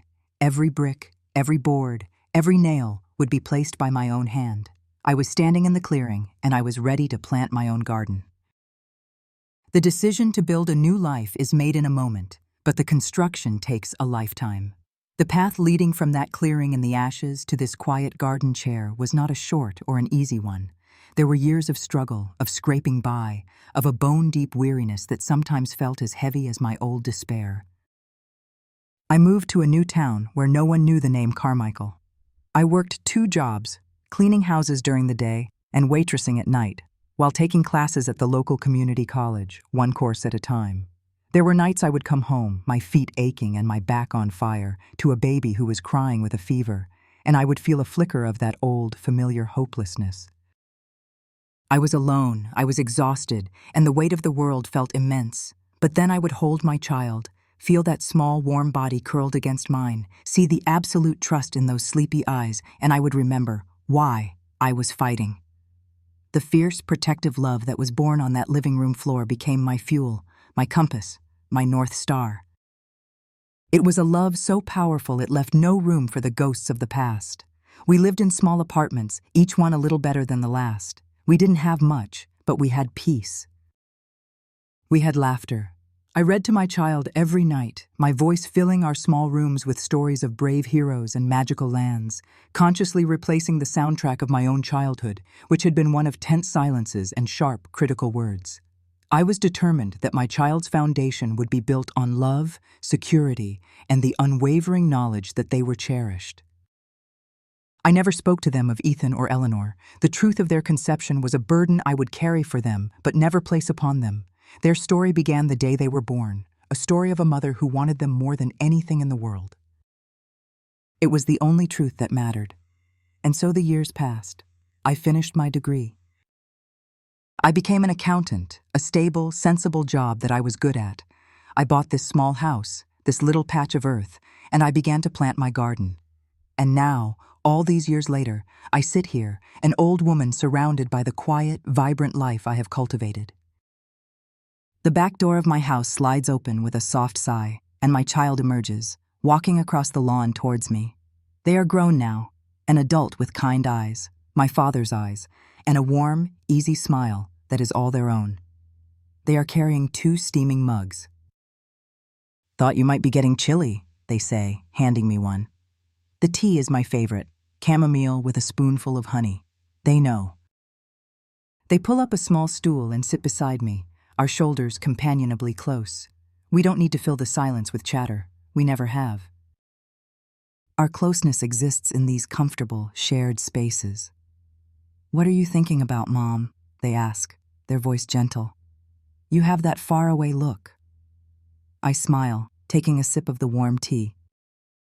"Just thinking about how much I love this garden," I say, and it's the truth. Thinking about how things grow. They smile back, understanding my meaning on a level deeper than words. They rest their head on my shoulder for a moment, a gesture of affection they have done since they were a small child seeking comfort. The weight of it is warm, real, and profoundly grounding. It is the greatest victory of my life, this simple, loving touch. After a few minutes, they get up. "I've got to run, a deadline tomorrow." "I'll call you in the morning." "You do that, my dear," I say. I watch them walk back to the house, a confident, kind, and well-loved human being. They are the living, breathing proof that you can plant a flower in poisoned soil and, with enough love and light and fierce determination, it can grow towards the sun and bloom into something beautiful and whole. I am alone in the garden again, but I am not lonely. I am just at peace. People who hear fragments of my story sometimes speak of revenge. But what I did was not revenge. Revenge is a small, bitter thing. It's an endless conversation with the past, a way of keeping your enemies alive in your head forever. I chose to have the last word and then walk away, closing the door on that dark, airless room. I didn't get revenge. I got a life. The scars, of course, never truly fade. They are a map of where you have been, a testament to the fact that you survived the journey. Sometimes, when the air is still, I can feel a phantom ache in my bones, a memory of a pain that no longer has any power over me. My mother's hatred was the soil in which I was planted. Her greatest, most fundamental mistake was underestimating the seed. She forgot that some seeds are strong enough to break through concrete. My mother once told me that I should have chosen a better man, and in the end, I suppose I took her advice. I rejected the man she chose for me, and I became the parent my child deserved. I gave them the father and the mother they needed, all in one. I gave them a life free from fear, a home built on a foundation of unconditional love.